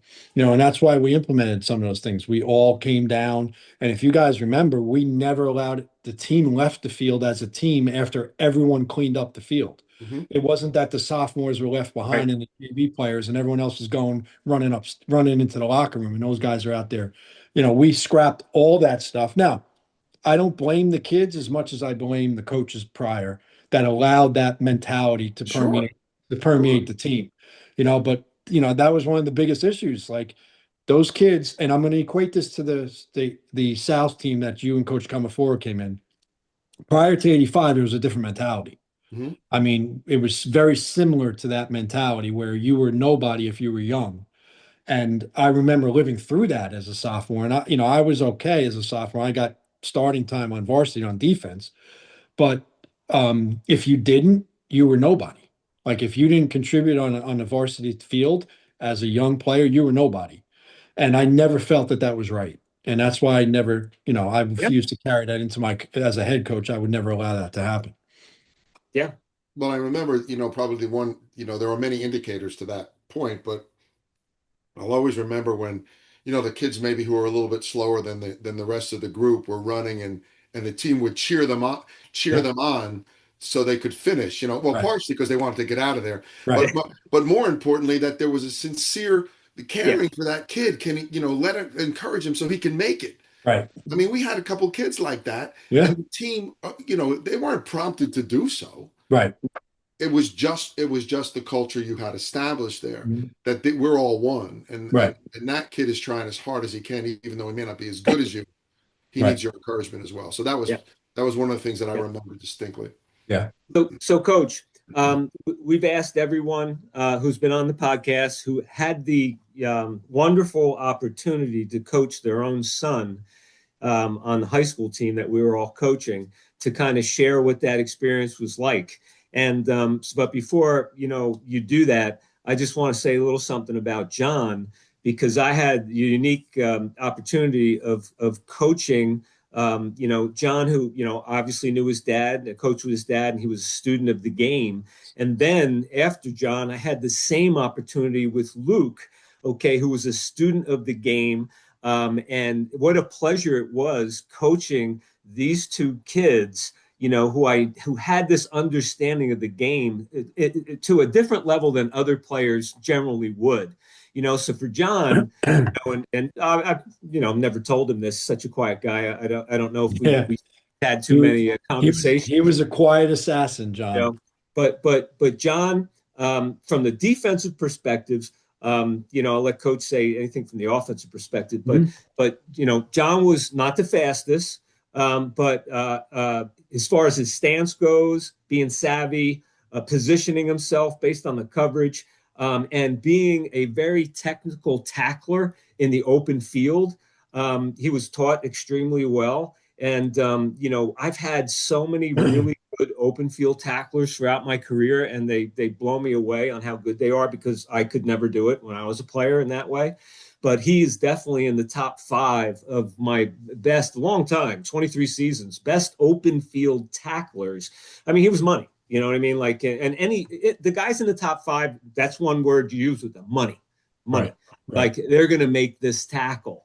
And he was like that, and I know on the offensive side of the ball, Well, Coach LaCava. yeah, I mean, the thing about John was like, you're right, he wasn't the fastest guy, but he was technically sound. And here's what I loved about John. And this is an offensive coordinator's dream. A lot of times when you're an offensive coordinator or head coach who calls the offense, you're talking and kids are looking at you like they have no idea what you're talking about. John knew. Yeah, Like he knew, like you knew he knew what the heck was going on. And it's comforting because those first few years we were there, we were just playing with kids that just played football. Like Yeah. they really weren't taught the game.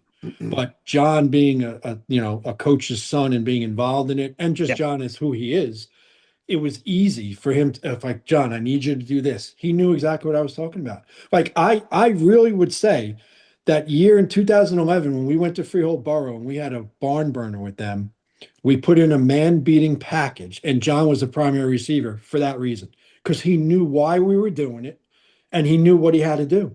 And he Yeah. had a lot of catches in that Freehold game, in Yeah. that Borough game. And we couldn't win the game. We took them to overtime. Double overtime, and they No. won the state No, championship. double overtime was Neptune. This was just overtime against Okay. Borough. And they won this. They won the Yes. Group 3 state title against South that year.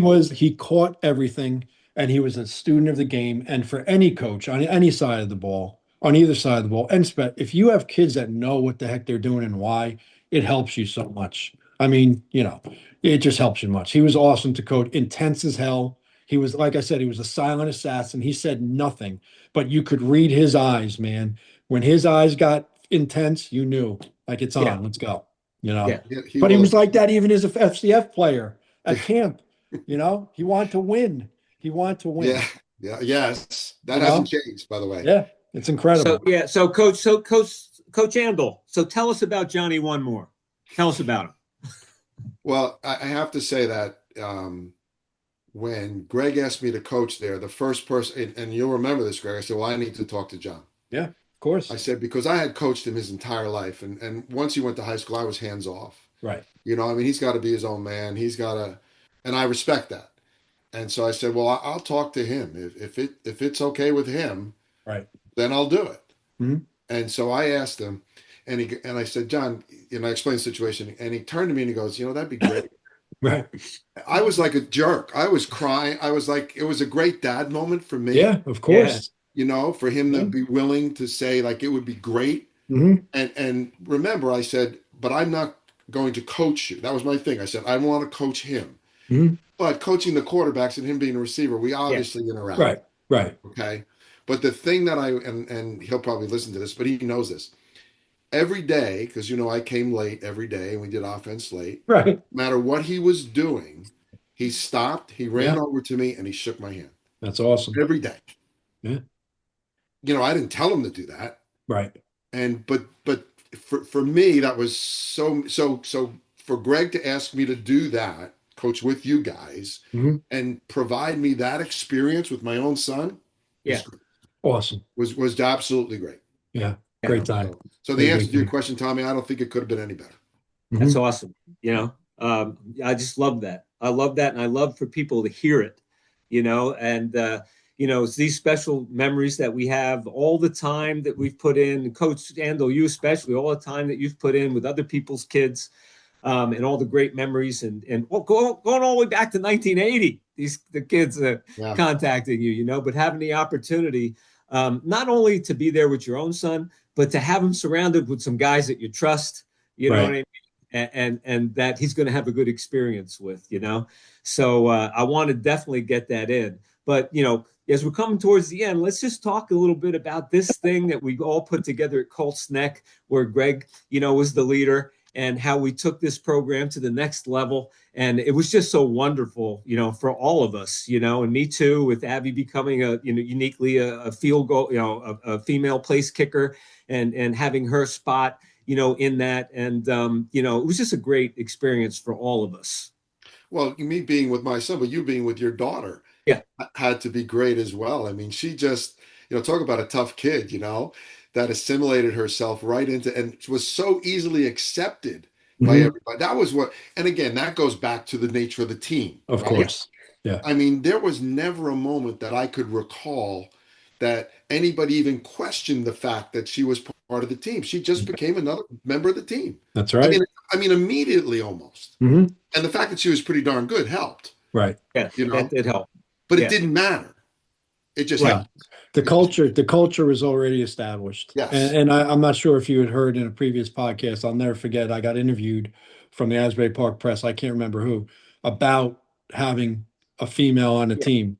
And he was like, are there any issues? And I remember looking at him like, issues? Why would there be any issues? Right. I didn't even think what he was asking. Right. Like, I'm like, no, that's never going to, maybe it happens other places, but why would you even ask me that question? Because I knew how we ran a program. Yes. That was never going to happen.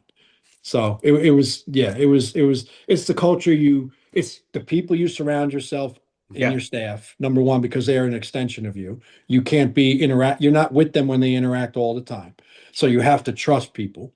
And like I mentioned to last week's podcast with Jack, the the man's character and who he is more important than his football knowledge, because we'll teach him football. But I care about who you are as a human being first and foremost, before I would anything agree. else. You know, And you know, that's how I hired people in as a principal. right, I don't care if you went to Columbia School of Reading. right, You know, you mean you go to Guatemala on your own and teach reading, right. volunteer because that's where you're from, and you lived in an orphanage, Mhm. and that's what you do? Yeah, come work for me. Exactly. I could teach you curriculum, to your Right, point.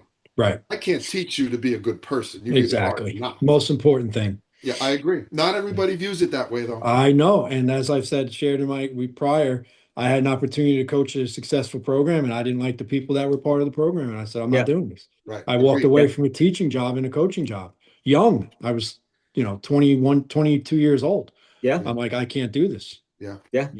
And I think that's what separated us. I think that I'm not saying there aren't programs like that, but I think as a collective unit, I would challenge anyone, any staff, as to each person, what type of men were on our staff compared to any other staff. Oh, You know? yeah. I would agree with you. I think Yeah. that was purposeful, right? Surround themselves with good people. Yeah. So tell us a little bit about your experience at Colts Neck, Coach. Give us a few little tidbits that you want to What's share. the first one that kind of comes to mind? A game or something special? When Coach LaCava said to me, Anthony Gargiulo is too big to be a tailback. Right. And I said, Coach, just watch him run the ball. Because remember, Coach's size and stature, quick, powerful, burst. Anthony, big, long, strong, different. Do you remember the conversation? I remember this conversation, and to my defense, you're supposed to be on my side, number one. Well, he asked me what I remember most. I know. What I remember most. Number one is that I thought he would be a fullback, but go ahead. Not a tailback. And that was it. And all I said to you is just watch him run. And once he gets long, nobody's catching him. No. And no one did. And once he got long. Now, Mhm. he was tough inside, but he's big. He's a big body. A lot of people could hit him. I understood that. Right. But I saw him run before. Right. You guys had not had that opportunity. I think KC during his podcast really described excellently, what he saw at the freshman level. Yeah. Because he was unsure too, but then it just said, wow, like he's a tailback. And that's when I think that we thought, at least Greg kind of thought that, wow, maybe he was going to be a tailback. Here's why part of that. Here's where my mentality was. I'm not even sure I ever shared this. I always believed on the high school level, I would take a quick burst person over a straight line speed guy. So that, like, we always had most difficulty with guys that were bouncers and quick in small spaces, and then we're able to get out of that. I didn't see Anthony as that way because he was a big kid. And I'm like, he's 14. He's got to grow into his body. He's a big kid. He wasn't quick side to side. Nope. But when he was huge and strong. So he ran through people and over people. And when he got in the open field, he was gone. But my mentality was always, Tommy, the days of Allentown, the Lawrence kid, we couldn't tackle him. Right. The Notre Dame kid on the high school level. Right. I believe that quickness in small spaces is more important than straight line speed. But Anthony had something else. He had the size. He had the size too. And we had a lot of success against players like that. Okay, yes, that wanted to run at us. Like we had a lot of success. Right. Yeah. So my first year at Rumson, I had a kid who was just that, Greg. When I got there, they were like, they said some things about him maybe that weren't so positive. I said, just let me work with him a little bit. Right. Because he was exactly that. Right. You couldn't catch him. He would make 11 people miss. Right. That's how quick he was. Yep. Anthony was the exact opposite. He was a one-cut vertical. Mm-hmm. That's what he was. Which the game became. Which the game became, right? Yeah. Which it became. Yeah. So that initially is I remember my first debate with Coach LaCava was upon arrival. Right. My second debate was Connor Canonico. Right. Make him a tackle. Make him a tackle. I remember saying, and keep me honest here, I remember saying, if you make him a tackle, I quit. Right. Because he's not a tackle. He wasn't. And he was what? A tight end. And he was pretty darn good. And had a good pretty darn good. He was pretty It's all darn good. good. Now, again, in my defense, I have to defend myself again. For I'm me, not this, asking you to defend yourself. well, I feel it's necessary for Connor, because I felt for the way I liked running my offense, the offensive line was the most important position on the field. So we may have been lacking a little bit, And he was a beast. and He I was a saw beast. something in Connor that he could play that position to help the team. But He, he, again, he absolutely could have played that position. right, right. And He was just and you too know, athletic. Coach So Andl, I just want to use this word with Coach LaCava, okay? Flexible. Because although Coach has his ways, I've detailed a number of different situations where he, was more flexible. I talked about Mike Campbell. He didn't want him to play receiver as a junior. And I'm like, listen, man, he's a big body, great hands. We could use him. And he's like, you know what? Maybe so. Here with Connor, flexible, with Anthony, flexible. So we don't give him enough you credit don't, for being flexible. you don't, You know because what, I do know. Let me go on record, though, and congratulating you on your flexibility. Thanks, Coach. I appreciate it. It's about time. It's about time I got recognized for my flexibility. Because there are some times when my thought process is not the right thought process. And I am keenly aware that I don't know everything. And it's better to have 6 eyes on something than 2 eyes. So Again, it goes back to trusting the people around you. And as I said, Exactly. I don't want somebody around me that's going to just tell me all my ideas are good. Right. I want you to challenge my ideas. And when Right. I land on my idea, then you got to support it. Correct. As the head coach. Right. But I think for me, Tommy, to answer your question, the best thing for me at Colts Neck was that I really felt that offensively, and I obviously speak offensively, that Greg and I communicated really well. I was able to have an integral part in what we did. Like I really felt like he was so confident in his abilities that he wasn't afraid to take a suggestion. Right. He wasn't afraid. So I felt really part of what was going on. Mhm. I really did. So that was great for me because I felt like every week, if I had an idea, I could share it. Right. And it was either in or it wasn't in. That wasn't the point. I felt really comfortable with him, and I didn't feel like I was stepping on his toes. He never made me feel that way. I never felt that way. I never Yeah. felt that way. And I didn't feel that way either. So I think Right. that's why it worked. Yeah. Because either one of us could have had an ego about it, and neither one of us did. Yeah. No. And that's why it worked for me. Right. Yeah. Well, I want to give props to you in our score offense because that was your baby, Coach. Oh, that's right. Yeah, those coach. Yep. And in game day, think about this as a head coach, Coach. In game day, in a critical situation, I'm like, Coach, it's your show. Like, how many head coaches, because I trusted you and you were my mentor and I know you knew more than me. So I was just like, Coach is going to run this. In game day, he would call in the play to me and I would call it. I wasn't even calling the score offense. That wasn't me. That was Coach Andl. That was his baby. Well, you know what? I'm going to ask Coach Tomo to listen to this because I told him, I said, I want to be in charge of score offense. Yeah. I Well, mean, and you know what? It was good for me too, because that's you're stressed as it is as a play caller during the game.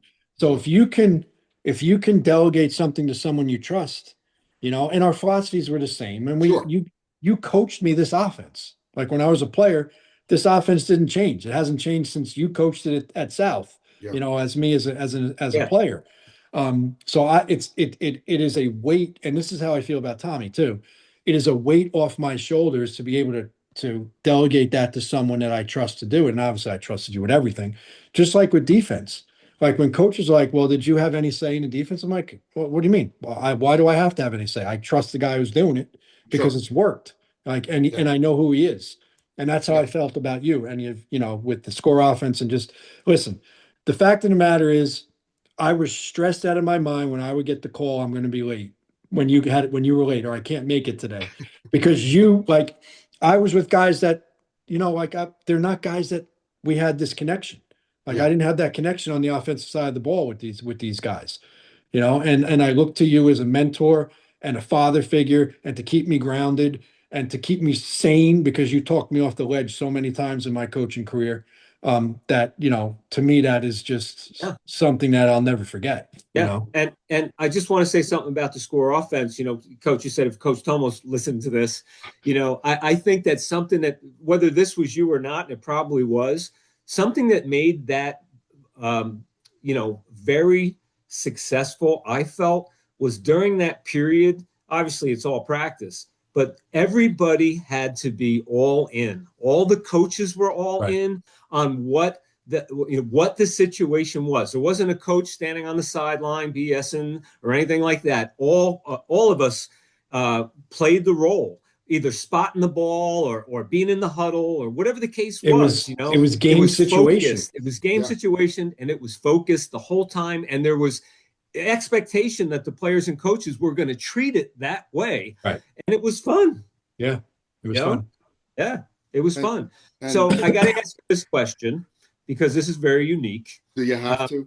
And yes, in 2013, going through our playoff run, how did it feel, that a player that you had coached was now a head coach, and you're on his staff, and you have the really the pleasure of watching him go through the playoffs and reaching a state final, a former player that used to coach, and now you're coaching with him, and he has reached the state final. How did that feel?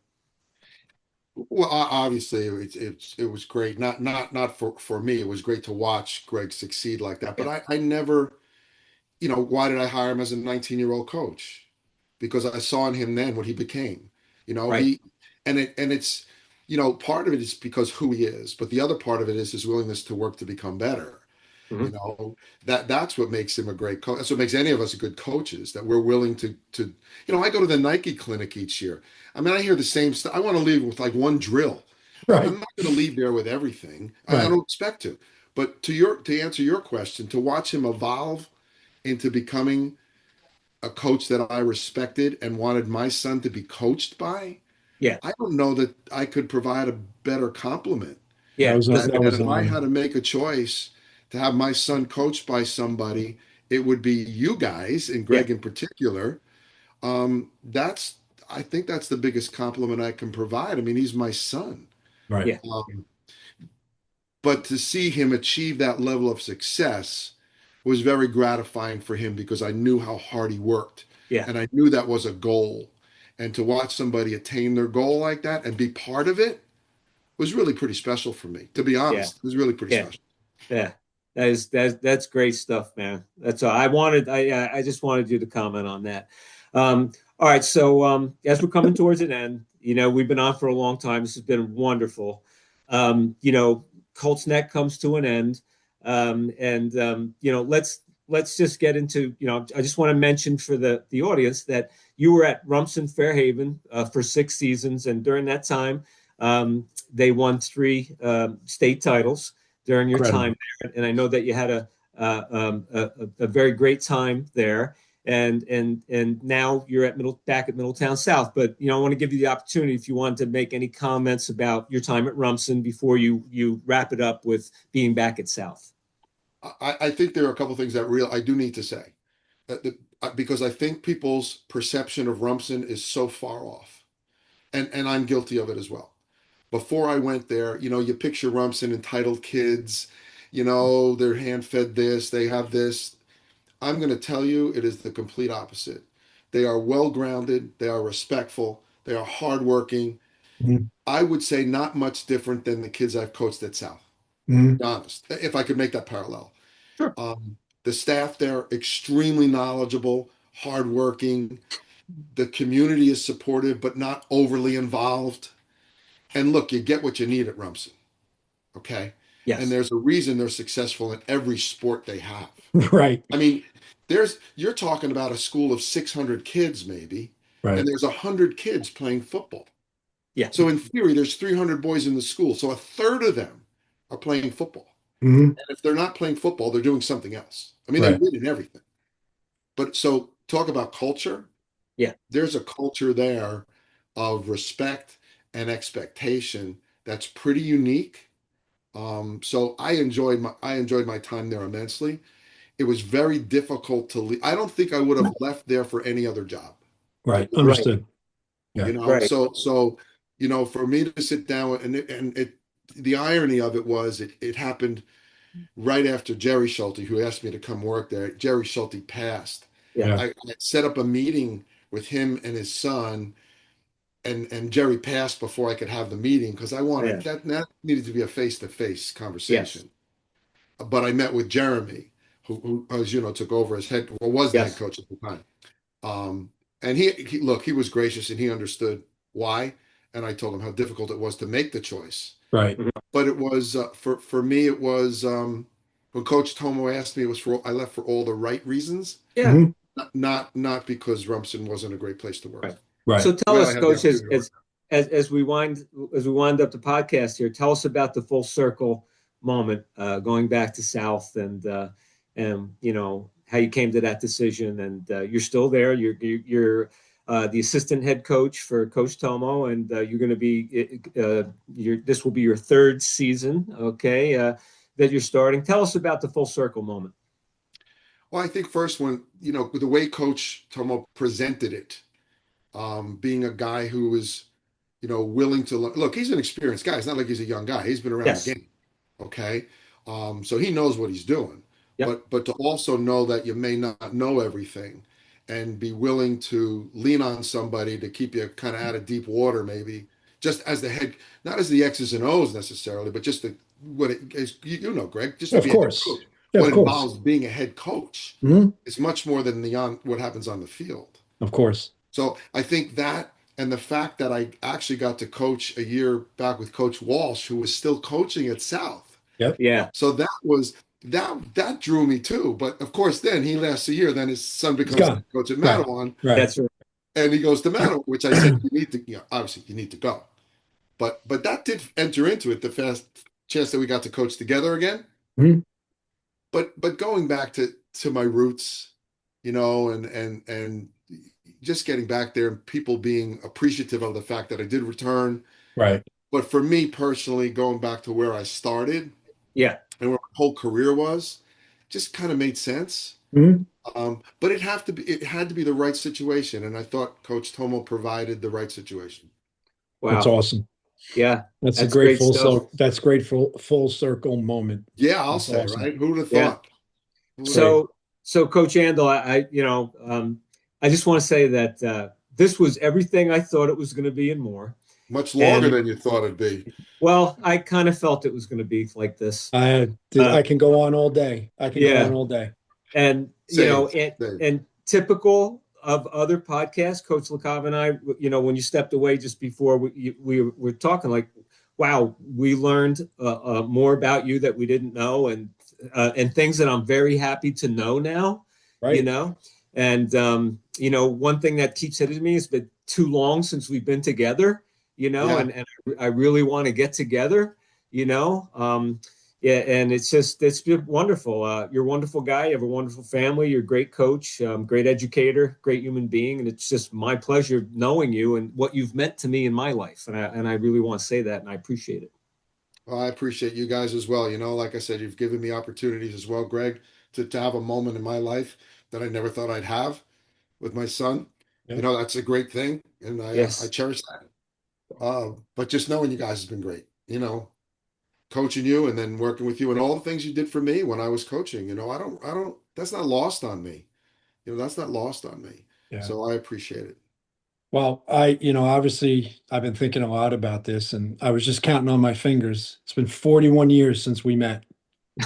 I was a 15-year-old sophomore. I'm sorry. I was a 15-year-old junior, right? Wow. Yes, because I turned 16 November and then I turned 17 my senior year. I was 15, and there has been no one more influential on me as a coach than you have been. And I knew right away. I think I can confidently say when I was young, I had a different mentality than a lot of the kids my age Mhm. in regards to, what I want to do, what I want to achieve, and how I want to do it. And I think that I was blessed at the fact that Coach Comeforo brought you in and you became my position coach, because everything I did throughout my coaching career it started emulating everything you did for me. I And appreciate that. and you made me the person I am coaching wise. And because of playing for you as a position coach and then coaching with you and seeing how you did everything, you are who I want to emulate. And I just want you to know that it goes way beyond the coaching. You personally have helped me through some of the most difficult times in my life and were always there, would always take my phone call, would meet with me if I needed to meet. And it's because you're someone I respect and respect your opinion and wanted to aspire to be like. So I can't thank you enough for everything you've done for me off the football field. On the football field, you were my comfort. I felt comfort when you were there. And I have to reiterate again when Tommy's always busting my chops about you always put defense first. It was because I wanted you there with me. All And right, that, I'll give you that. and that was the only time I truly felt comfortable was when you were there. So I want to thank you for everything you did, rushing around and busting your butt, coming from being a principal and dealing with the stuff in the school and the kids and the Yeah, teachers that you worked with, and yeah, finding the time to be part of our program. And I'll never forget any of it. So yeah. Coach. I love you like no one else, and I just want you to know that's how important you were to me. Well, I appreciate that, Coach. Love you guys too. You know that you've provided me with the same kinds of experiences, Mhm. and that's what we're supposed to do for each other. You know, that's the way it's supposed to be, and we're really fortunate that we've experienced those things. And Without a Coach doubt. Absolutely. LaCava, thank you for saying those things. I appreciate that very much. I'm glad in some way I could provide that role for you. Thank you, Coach. Appreciate it. Absolutely. We So, appreciate your so time. absolutely. So, Coach, we'll just after we close, we'll stay on just for a minute. Sure. Okay. But this has been wonderful, and we're going to end now. And thanks so much to both of you for having a wonderful podcast. And for our listeners, it's going to take a little while to get this one up there, but it will be up. And I know the feedback I'm going to get for this is going to be through the roof. So Well, thanks again. Thanks again, guys. This, And you know, this is the type of podcast we wanted to when we talked about creating. When we have yeah, guys on, they're going to be guys that are meaningful to us, and that we have all formed this brotherhood for life. I mean, that's why we do this coaching yeah, thing. yeah. It's Absolutely. good Agreed. stuff. Thanks, Okay, guys. guys. Thank you, Coach. You got it. Appreciate it.